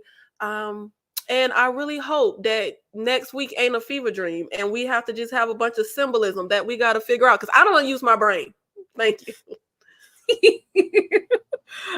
D, I'm gonna come to you next. Let the people know what's going on over there with the popcorn addict. Go tell people something. Yes, hey everyone, this is the Movieman, fellow cinephile, popcorn addict, and emerging film critic. If you've been watching, then you should be hopefully familiar with that tagline. I discuss all things film. I discuss all things, trailers and the occasional television show. And most recently, I had the opportunity to take a nice little excursion to New York. I had a chance to see some musicals on Broadway, and I also had the chance to check out a particular AMC Screen Unseen film screening that popped up, and I recently did a review for that. I just dropped that, I believe it was yesterday, and I switched up things with this review. It's not just your typical review that I do, like right here in the studio. You might see a little bit of atmosphere and environment and so on. And I plan on delving into the Gilded Age, considering that it's a show I really enjoy. I'll be giving some commentary on that, as well as a couple of the shows I saw while I was there. I'm trying to work on really expanding the scope of what I do on the channel along with the film. So absolutely stay tuned. And yeah, I would love to have you. Yeah, I see y'all in the chat talking about From. Yes, we are going to be talking about From. Tell your friends about us. Ashley with the Sweet Perspective, what you got going on? Tell them about the video you and Kay just did this morning. Yeah, come over and watch the live on Black Hollywood. Y'all, it was so good. And thank y'all to everyone who showed up for that. And just don't forget, Tyra's birthday live is this week, Thursday the 22nd. It's going to be so much fun. Y'all know on Tuesday, we deal with them vampires. So just make sure you're subscribed to everybody's channel. Please have that notification bell on so you don't miss a thing. And thank y'all for riding with us through this. Can y'all believe we're almost done with this season? Thank you guys so much. We appreciate you to the moon and back. And thanks for hosting, Tyra. Oh, absolutely. Don't miss the cosplay. I'm gonna say that. Don't miss D giving us John Sr. Don't miss Kay giving us all her good, Bernadine energy. Don't miss Ashley giving y'all all the Robin, go Michael. Y'all don't want to miss that. You need to be here in the house for that and to sing happy birthday to you, girl. I would love to see you there. Last but not least, Kay, what you got going on? And don't tell no secrets from the book, Kay. We'll need that. Save it. I feel like Kay knows something we don't. Yeah, so I ain't gonna tell y'all everything, but I'm a hold on, because I couldn't wait. Once this episode, I was just like, this wasn't enough answers. I had to go to the book. Yeah, so Tuesday, sorry, see if you out there, I gotta drag Louis because this episode, we know he told a lot of lies, and I have to go off on him one more time.